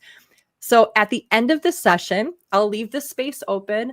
I would love for you to continue that closing reflection, because after you share something you might do immediately, something you might do later on, there is a fun Easter egg with our image generator power up that I would love for you to experience. So consider that your next step, but also if you haven't yet, sign up for a free account at get.schoolai.com. Create maybe your first staff space, your first teacher space. Think of, again, prompting through problem solving. Is there an area of need? If you don't know, if you're like, I just don't know what my challenge is, brain ideate it with DOT, see where it might take you, and then go from there. If you are somebody who's been using School AI, join our champions community. There is a lot of engagement activity going on in there. Share your ideas, learn from others there. And as promised, there is a form. Dan, if you wouldn't mind dropping that different link in the chat, so that if you want to stay in touch, but you also are someone who's like, I love the slides, I've loved the links to all of those spaces, they sound like they could be a game changer for me, go ahead and fill that out, and we will be in touch with you after this week. But thank you guys so much. It's a joy to be a part of this. Wow. I just love seeing the chat. I'm gonna have to go through that afterwards, but thank you, Dan, so much for having me. Tara, thank you so much for joining us. That was fantastic. Really, really good. And it's great to see, first of all, version 2.0. Yeah. I think it looks amazing. And secondly, I suppose the use for staff, because I use this quite a bit when I'm showing teachers how they could use this, but showing them how to use it from a point of view of using it with students. So I like that. I like the angle that you've taken there and shared with us. So thank you so much. All of the links that Tara has shared are in the resource pack as well. So if you go to the site, which is at the bottom, the aieducator.io/B2S25, you'll get all of the links there that Tara has shared. Tara, it's been amazing to have you, and enjoy the rest of your day. Thank you. Thank you. Thank you, everybody. Okay, we've come to the end.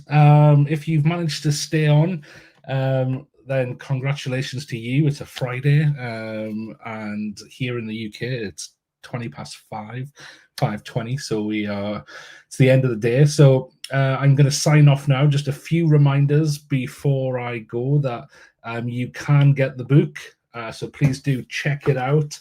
And we're going to announce our 2 winners in just a second. I was so thankful that it became a bestseller on the first day it was out, a #1 bestseller at that. And it's got so much in there. People who you've heard from this week, but also a lot of other people, over 100 different voices in here. So please do check it out at the Educators AI Guide.com, or if you go to our Summit website at the bottom there's a link in there just next to all of the resources. Please do, if you have just stumbled across us, register summit.theeducatorsAIguide.com, because then you'll get all the follow-ups, you will get updates and so on. And we got our podcast goes out every day, most days, 10 minutes, news, case studies, and so on. And then we've got the newsletter. I just want to spend just a second on the newsletter, because this is where you're going to hear about upcoming events, where you're going to hear about opportunities for you to participate in. The likelihood is we will be going again next year, because this goes through to the end of next year. We'll be putting together teachers' stories and wisdom and guide. If you are working on something in your school and you would like to get into the next one, then please do join us, sign up, and you'll hear all about it. We've also got an exciting project coming in the next few months, which if you're signed up, you will hear all about it. That's all I can say on that right now, though. I just want to say a big thank you, lastly, to all of our sponsors who made this possible. I've said it quite a few times already, but Brisk Teaching, Everway, Grammarly, Magic School, QuizGecko, School AI, Thinglink, Toddle, Google for Education, ScreenPal, and there's a few others of our partners who joined us on specific days throughout the week as well. Couldn't have done it without them. You've heard from a lot of them over the last few days and the amazing tools that they're innovating for us as educators. So please do check them out. I'm going to leave it at that. Thank you so much. I'm seeing all the comments. I'm so glad that it's been useful for you. That's the whole point of this, that it's useful. You can take it straight away, and that it's covered that 360 view that I mentioned the other day as well, that you see all of it, the exciting bits, the risky bits, the I suppose from the leadership point of view, from the classroom point of view, that from the innovation point of view, you get to see all of it, and you get to take it back to your school and progress and make this meaningful for our students, which is why we do it. I'm going to sign off now. We just moved house this week, and I haven't been over to it yet because I've had to stay here because we don't have internet in the new house. So I'm going to go join my family in our new house, which I'm really looking forward to. And it's my daughter's birthday tomorrow, so we're going to celebrate that tomorrow. So whatever you're doing, have a wonderful weekend, and hopefully I will see you again at another webinar or maybe in person. Take care, everyone, and I will see you soon.